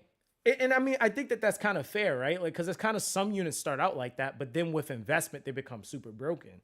So it kind of happens like that, I guess. You said, Sudre is like 1.4K, I think it says 1K. Yeah. So I can see that, because again, it's like, I think it's also the idea of selling. Like, again, it's the selling of the character. I think with like Sudre was also like, I don't know, man. Like it's like, I think that's why they're kind of going this meta approach too, because it kind of sells the characters differently. Like it's just a different appeal to them.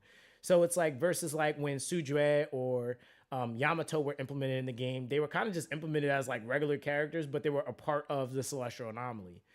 Like they just kind of was a thing, right? Like they didn't really seem as like this special thing. Whereas like Meta Ling, he's this new version of Ling. He got a special icon on his on his character attribute. Like he got all this extra pizzazz to him, you know? So that's just kind of like what I feel like now. It's like that kind of selling point. And then like I said, with the dupes, he's up there. Like he definitely gets really, really strong.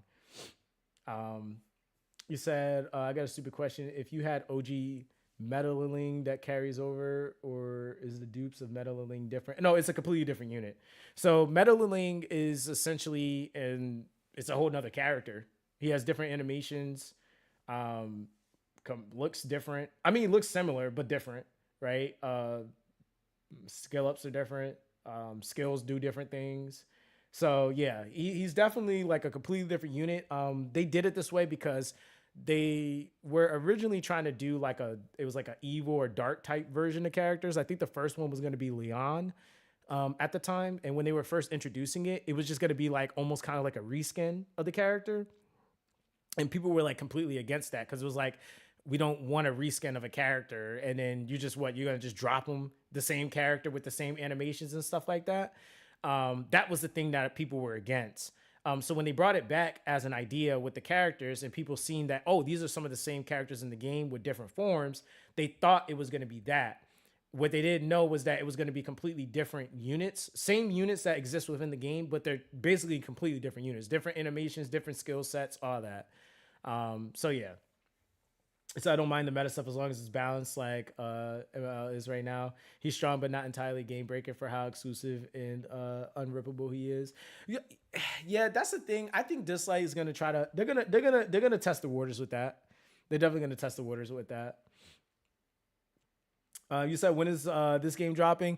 The one that is on screen right now. This is open beta is happening for New Moon on 24th. The information for Etheria Restart, we'll probably have more release information after the closed beta. Etheria Restart closed beta starts the 24th.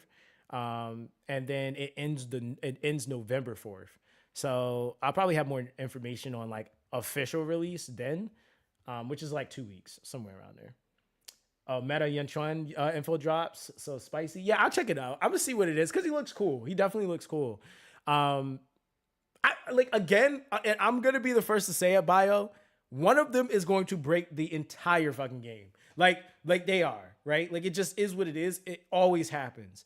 Because I don't care how balanced or how great or how, like, it always happens. A unit comes into a game, somebody's going to break it. Because I'm telling you, when they dropped Tolan, he wrecked PvP. Like, it was like literally for the longest time, if you did not have Tolan, you couldn't do PvP. Same thing with Anna. Anna was so broken, in fact, that they had to implement a passive specifically against herself because people were 1v1ing just infinitely with her, just her, right? Like, so they had to implement an entire, like, when you kind of think about that, that's crazy.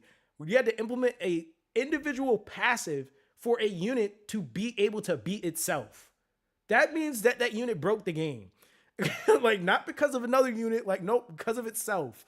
So that was like a whole thing. And that's the reason why, another reason why I think that Ana's also heavily balanced now too, because if you like do any combination of a comp and you throw an Ana in there against somebody else's Ana, it's gonna prevent her from being able to just go crazy and solo. Like, cause that mitigation was huge. Cause otherwise you were just sitting there watching Ana for 45 minutes not die. On either side. So like, I was just like, yeah, no, like, nah. So yeah, that kind of happened. And then, I mean, even like with Feng Shen, respectively so, I feel like his implementation was anniversary, right? I don't feel like he necessarily like, even when he was implemented, he did kind of break the game because he replaced T at R2. Like, he's just like, he was just knocking units out of their job. He made Clara look a little like, why would I even use her if I can use a unit that can at R2 can AP push my entire team for the same amount, if not a little more. Also counterattacks, he does damage. He enables defense breaks an entire enemy team. And so it's like, then he heals. So why would I use somebody else? Like, and then he can also prevent certain debuffs. So it's like, why would I use someone else? like why? So yeah, I don't know. He said, Vijay also casually dropped the fastest rival runes besides Gabby and Tola. See, that's so dumb, dude. Like, that's what I'm saying. Like, I hate rival rune. Like, whatever they use to like decide on who got what rival runes, I hate it, man. Because there's some rival runes I'm just sitting there like, why does this unit even have these? Like, why do they have this set? And why do they have these stats? Like, it's like, all right, whatever. So I get it. They're trying to make things fair with it or whatever, but it's still like, for me, it's like, man, I wish I could like really change this up more, but it is what it is. But yeah, Feng Shen was one of those units too. Yo, what's up, Nani?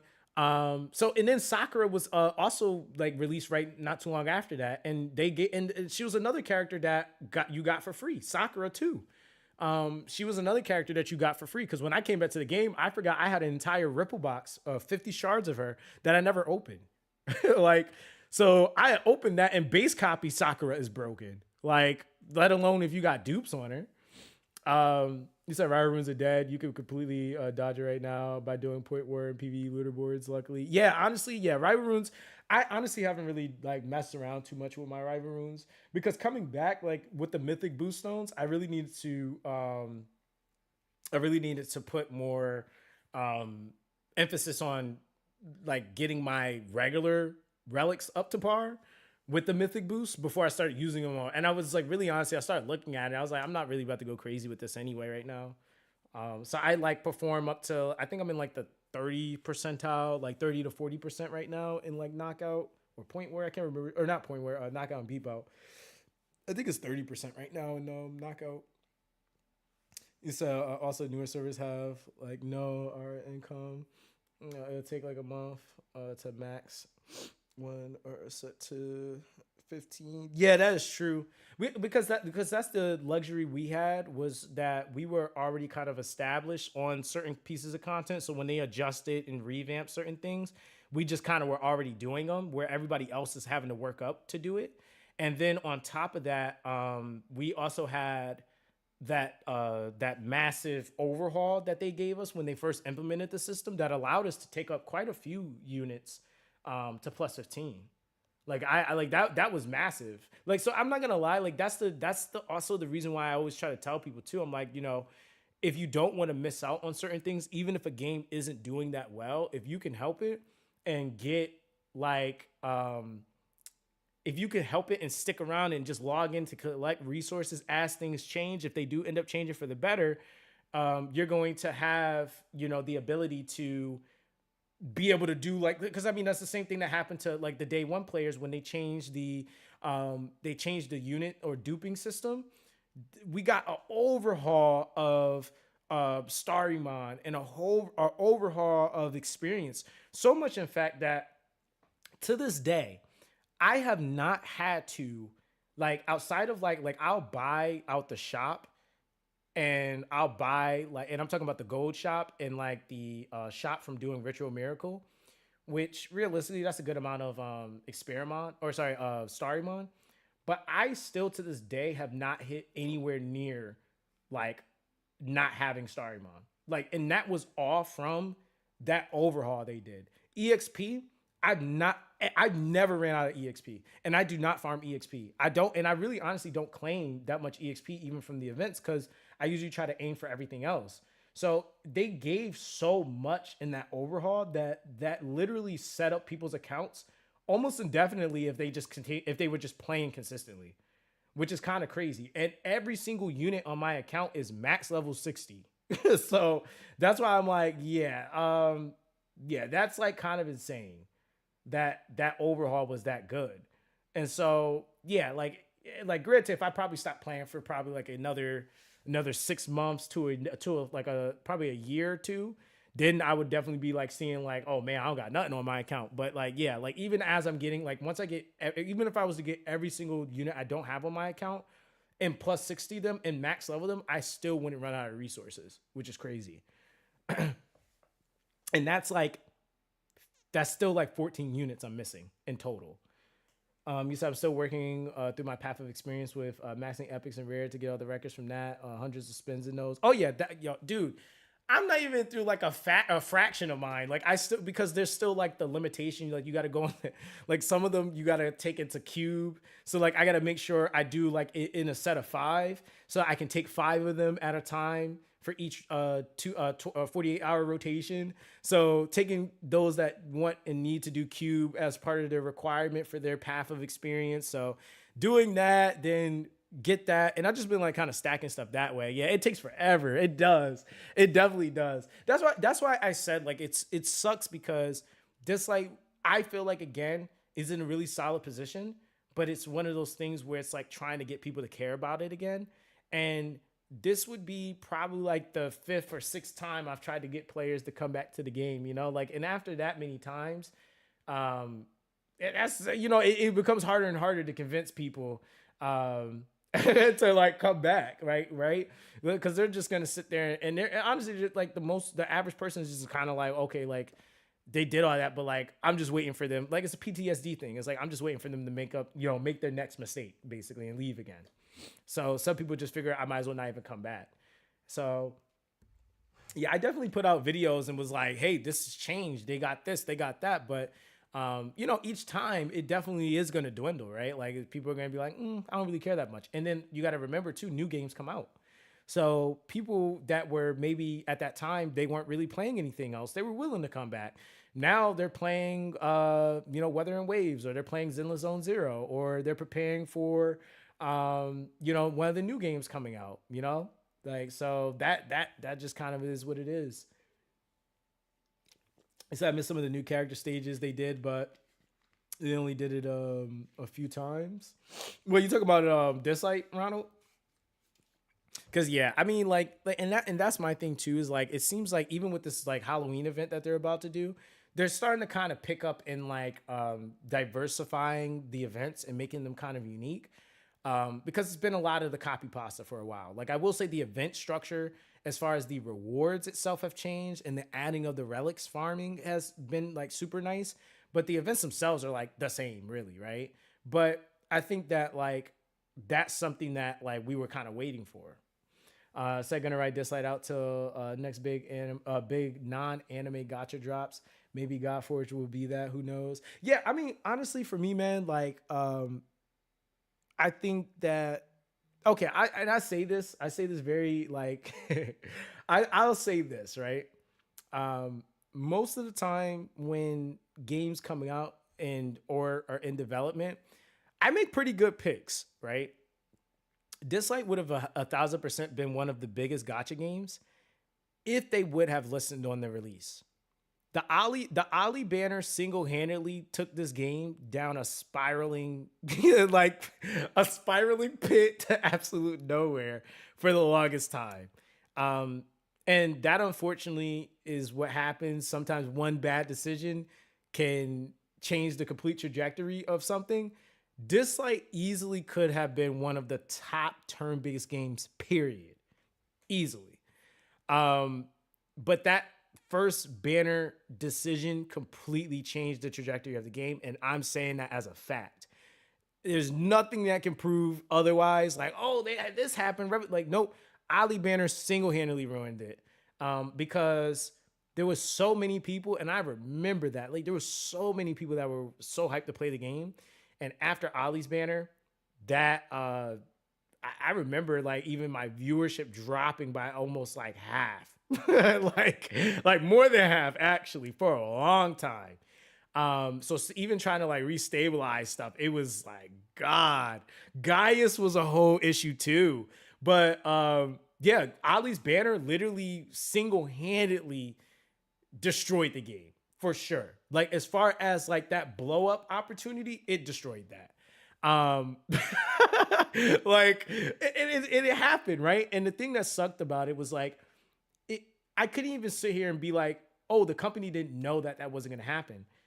I was the person that told them it was going to happen. I literally told them, I said, if you guys implement this banner like you do, like you're trying to, or if you implement it with a really bad mercy or pity system, it's going to kill your game. They did it anyway, you know? So looking back, it's like, I don't regret Dislike at all. It's still like this game, like Dislike changed my life. It allowed me to be able to become a full-time content creator. But it taught me so much too. It really just made me look at like what I value and where I want to put my time as far as games. Cause I was just like, damn, like, you know, like that game really could have been that game. I look at Dislike every day and I'm just like, yo, this game is so unique. The units look so different. Like, but like it's still its own thing. Like it's still so unique. It's so different, but it's like, damn, the music is good. Like this game could have been that thing. And I think that that's just what it is, right? Like it's like you have that one opportunity, and if you don't capitalize off of it, you sometimes have a game that will, like, I think like for right now, like Dislike's gonna probably do fine and just always have the community that it has, right? Like I think it's just gonna be a consistent community. I don't think it's gonna die or anything like that, but I just think it's gonna be a consistent community. And unless like something astronomical happens, like they do like some major collab or something, I just think it's gonna probably always be that way for the most part. But yeah, that's that. Like for me, I just kind of like feel like, yeah, I like the games I'm trying to play and like invest my time into are really games that I feel like are like, and it's not even about like listening to me, but it's like, this is what the community wants. Like, this isn't even so much about like what I want. It's like, wait, this is what's gonna please players. Like, I don't know what made them think for a second that adding a 1,000 pull pity was gonna make players happy. Like I never forget, they messaged me and they said, and to this day I check it up as they were trolling me, because they literally messaged me and I quote, they said, they said, "Don't worry, Zox, we're going to implement something that players are gonna absolutely love." And now looking back, whatever dev sent me that message was probably rubbing his hands together like this. It was probably rubbing his hands together like, oh, wait till they see this. Like, like it was just so, like, now, like, to me, I laugh at it. I was so mad then, but now I laugh at it because it was like, yo, like, what were they thinking, bro? Like, they said they thought they were cooking. Bro, I really think they did think they were cooking. So, like, yeah, it was the funniest thing, man. So I was just like, dang, like, and so I went and I'll never forget, I made an entire video, told everybody, like, guys, they're fixing it.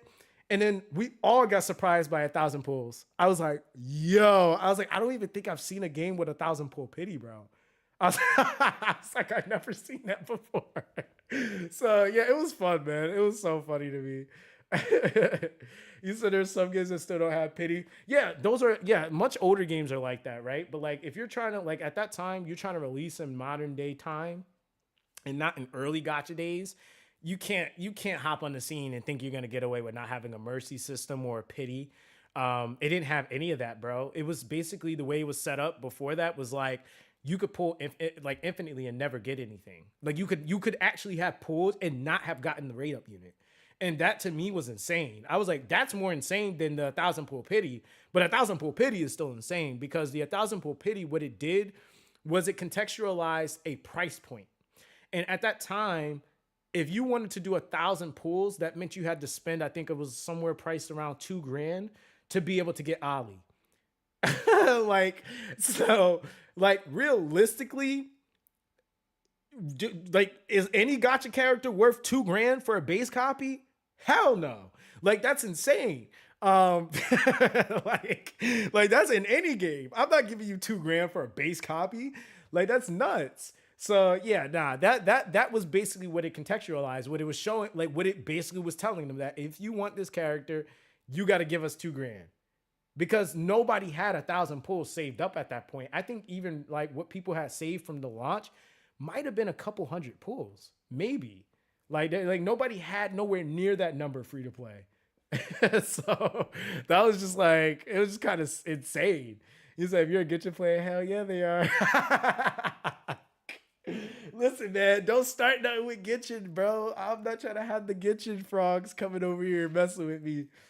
Talking about you suck because you don't like Genshin. How dare you not like our favorite character? I'm like, oh, brother. Yo, that's literally how it is, man. But yeah, so yeah, I say all that though, you know, just to say, man, like, yeah, we're gonna be pushing forward with some other stuff. Like I said, like I'm gonna be having stuff here and there for this, like just kind of keeping up with it because I still like the game, man.